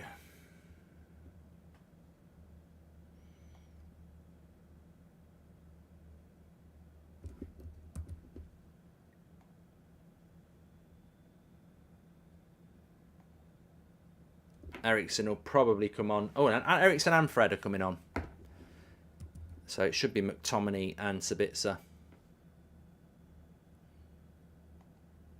Links in the video description for player ratings. Mark every player out of 10, 6 being there. I've always taken Sancho off. Sancho and Sabitzer is going to keep McTominay on. Michael Oliver heard McSauce is coming to Newcastle, so no bookings, says Pauline Brooks. Goldbridge, you should receive a humanitarian award. Your dedication is amazing. Keep it up, says Yannick. Thanks for the super chat, pal. If Brighton qualify for Europa League, will McAllister's price go up? In your opinion, says Mario. Well, I think everybody's got a price. I don't know what the price is for a Brighton player these days. I'd like us to be buying Ferguson, to be honest with you, but.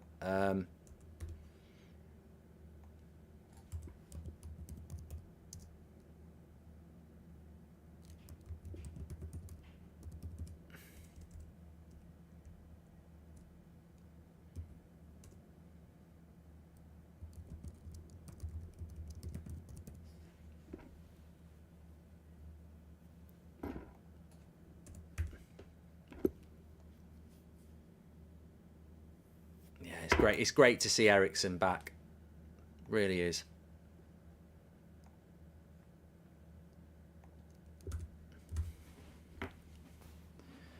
Here's McTominay.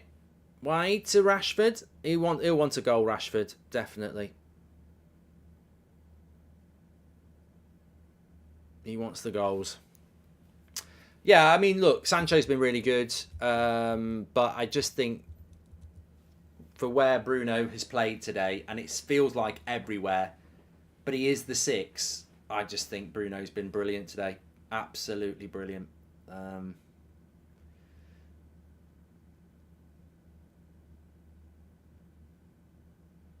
I tell you what, I'd like to go and see us get a couple more.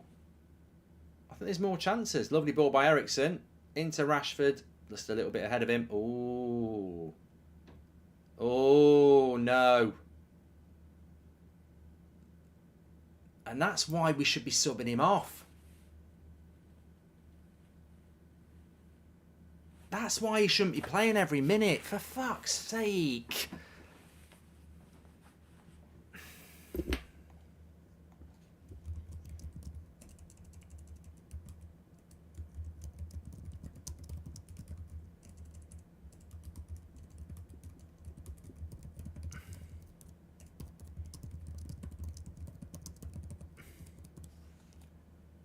Fucking hell. I mean, I just think that's preventable.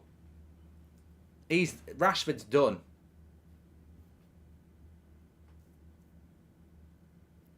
Fucking hell. He ain't okay, Christine. That's a groin. He's pulled his groin stretching for the ball. That could be 5. That could be 6 weeks. It could. I mean, it could be fine, but it could be 6 weeks. I never massively worry about the player who has a tackle and gets hurt. The player who pulls up with nothing happening, that's bad. And I'm sorry, he's played 3 games in 6 days. He's played three games in 6 days. I don't think it makes a massive... Oh, God, look who's coming on as well. I forgot about him. Veghorst.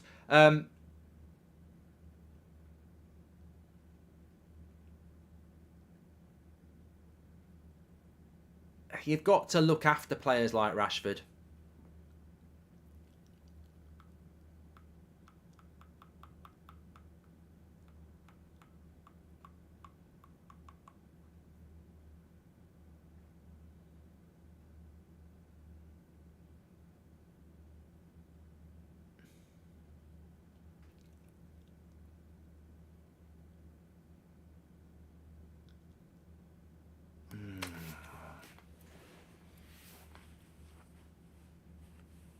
Sorry about the silence there. I'm just concerned looking at Rashford and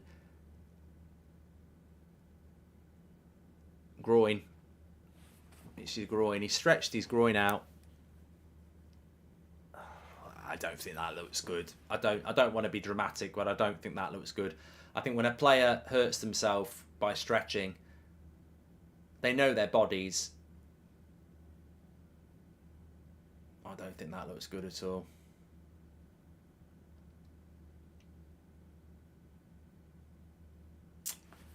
Thankfully, it's 2-0. So, you know, in the context of the game. But it always works like this, doesn't it? You know, we've been really looking forward to getting Casemiro back. And it'd be just bloody typical. We get Casemiro back and then we lose Rashford for a month.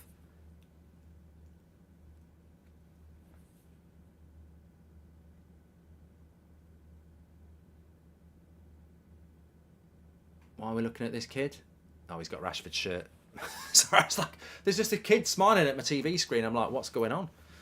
He's got Rashford's shirt. Kay, thank you very much for the super chat. Yeah, a bit of a disappointing end. Look, you're going to pick up injuries. Of course you're going to pick up injuries, but you don't want to be picking up injuries to players like that. Rem says, I don't think it looked too bad. Mate, he stretched for something. He instantly said, take me off, and he's just spent 10 minutes walking around the edge of the pitch limping. What do you want him to do? Have his leg in his hand? Like, that ain't good, bruv. It ain't looking good. Rory says 4 to 8 weeks typically for a groin. The trouble with a groin injury is I had a couple of them when I was like in my 20s. The trouble with the groin strain is it's not an injury you can rush and you can't play with it. So if you go, well, I'm going to come back in 3 weeks, you'll be out again for another month. You've got to let it heal because it's in an area of your body where you use it a lot. You use it a lot to stretch and sprint, and you've got to let it heal. That's why it tends to take, 4 to 8 weeks.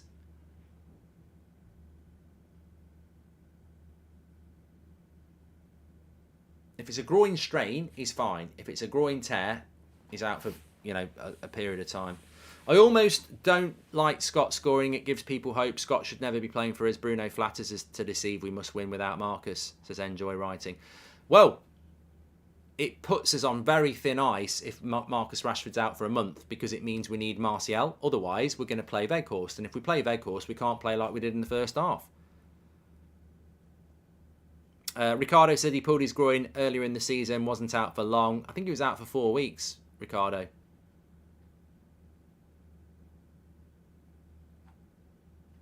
Rashford hurt his... Okay, Red Smurf, I'm not saying that.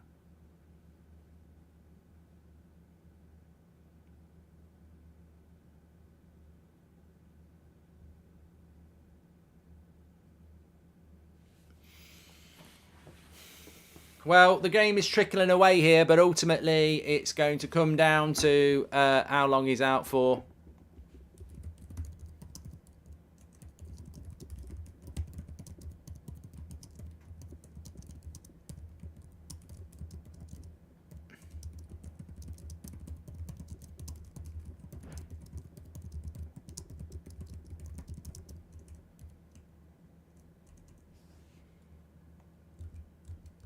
You don't want your season to be reliant on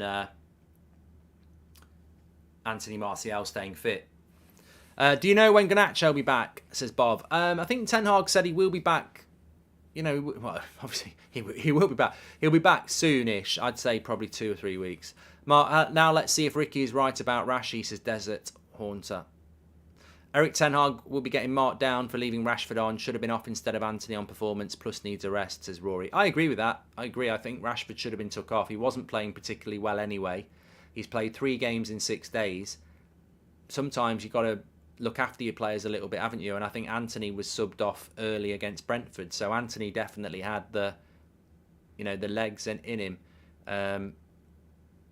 I don't really know enough to know that whether those types of injuries happen because you've played 3 games in 6 days, or whether even if he'd had 2 weeks off and stretched like that, he would get that injury. I don't know.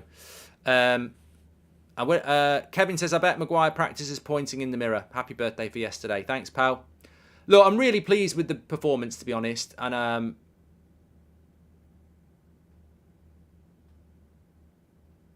I'm really pleased with the performance and really pleased with the 3 points. You're going to pick up injuries. It's a bit of a downer.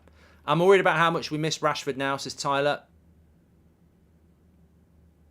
And whenever Martial goes to ground, my heart stops, says Jason.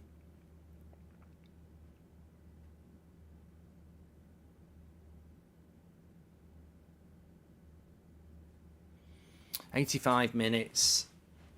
Let's put a smile on her face. We're 6 points clear of 5th.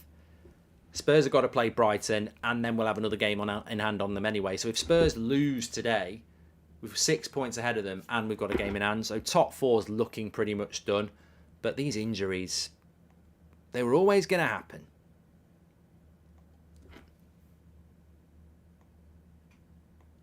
You just don't want them to happen to players like Rashford or Bruno or Varane. You know, those sort of players, it's difficult to cope without. Please do subscribe to the channel, by the way. Bottom right-hand corner. Don't forget, we've got the fan forum. Very interesting to see what Ricky's got to say about Rashford being out, actually. Very interesting indeed. And, we've got the fan forum, but we've also got the match reaction straight after that with me. Mark every player out of 10. 6 being the average.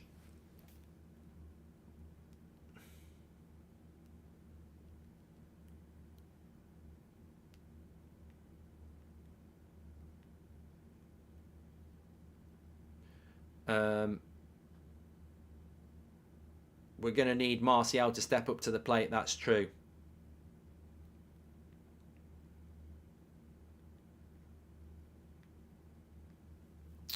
What have we got? 5 minutes to go.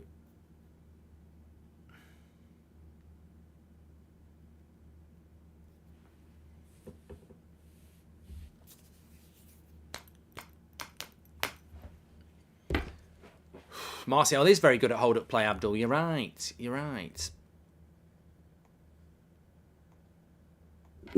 So, give us your thoughts overall. What are your thoughts on the game today? I think it's been so important to get the result. I think the Rashford thing is really disappointing, but we probably need to move past it. I get it. I really do get it. Don't worry. I do get it. But also, these things do happen.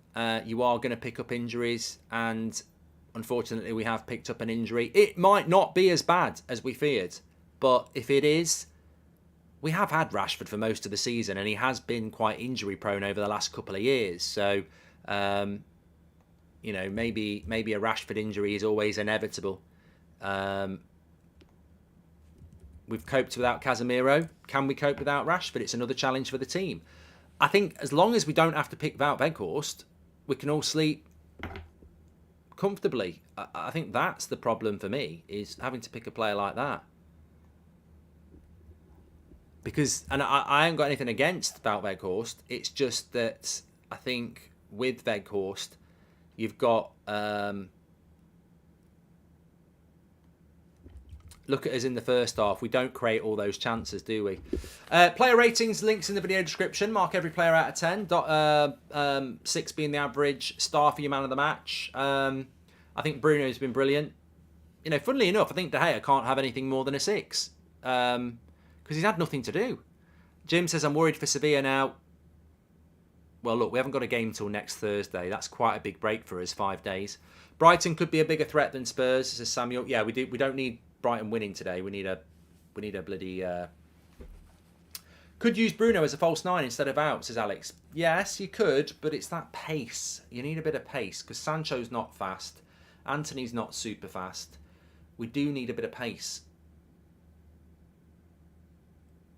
I think it's going to be intriguing. Well, first of all, we need to see how long Rashford's going to be out for. I'm hoping it's precautionary, but I think if it was precautionary, Rashford would have played on a little bit. I think the fact that he was like, I can't play on, makes it concerning.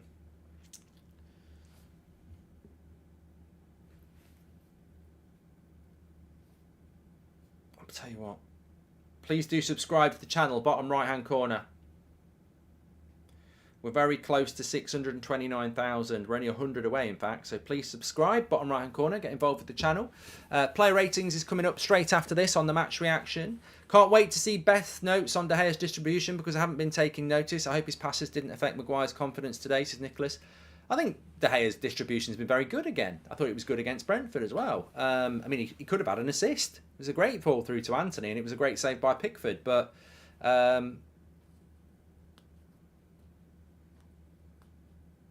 it's been job done by United today, and I would have took a crap performance as long as we won. The fact that the first half was so entertaining, we got the second goal. Very happy with it. Very happy with the result, and very happy with most performances, if I'm honest. There's only one that worries me, and he's on the ball now. I just think he's a big problem in a team like this.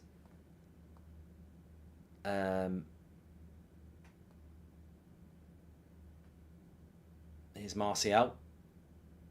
They course you're miles offside, mate.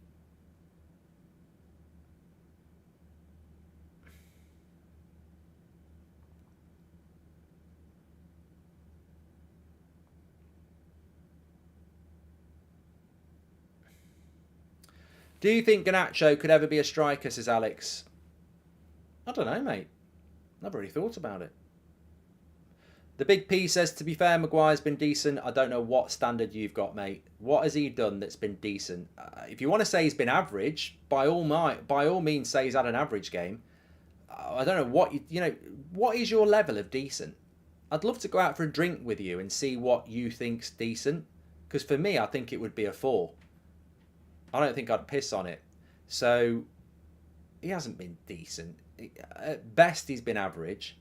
And I think in the first half, he was shite. And actually, the second half, Damari Gray got a shot off against him. He's too slow. He's too slow. Too slow, mate. For this team, he ain't good enough. Sell him. I wouldn't give him a 4. If you want to give him a 6, that's fine. I'll give him a 5.5, but I wouldn't say he's had a good game.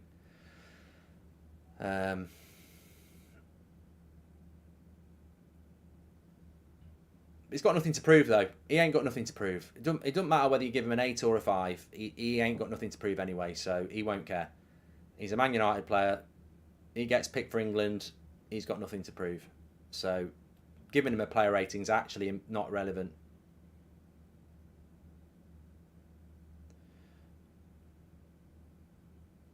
Oh, good play by Ericsson. Good cover by Ericsson. And that will keep our clean sheet.